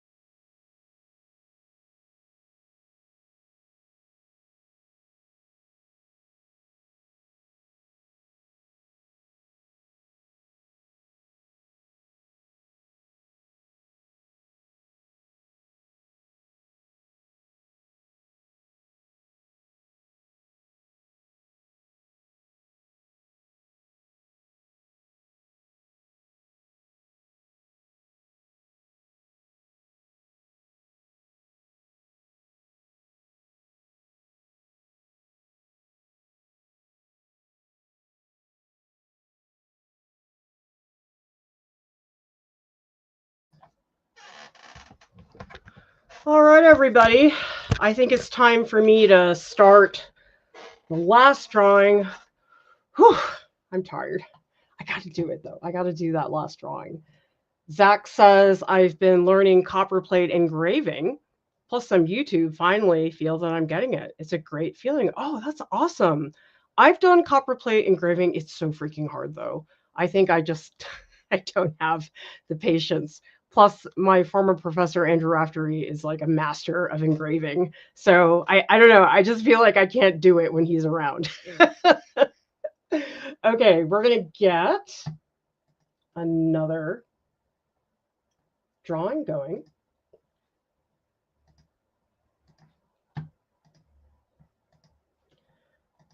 I just need to find it. Okay, we're going to do it. I'm going to stay the course, everybody. I'm going to get all 4 drawings worked on. I'm totally going to make it happen.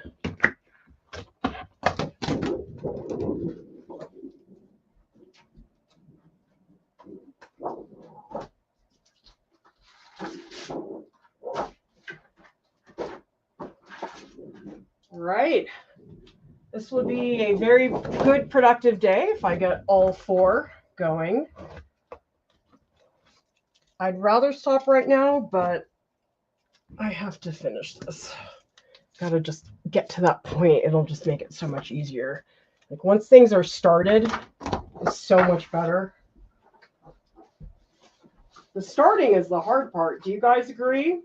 Do you have trouble starting? Because I always do. Stupid lamp. It's really hard to light this because without glare, because these are shiny. Okay,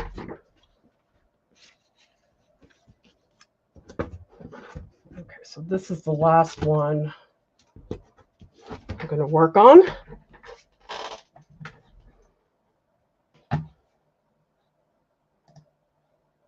Yeah, the starting, I don't know why that's so difficult. It's just rough some days to figure out how to do those things. Okay, sorry for the glare, everybody. It's just very difficult to get rid of.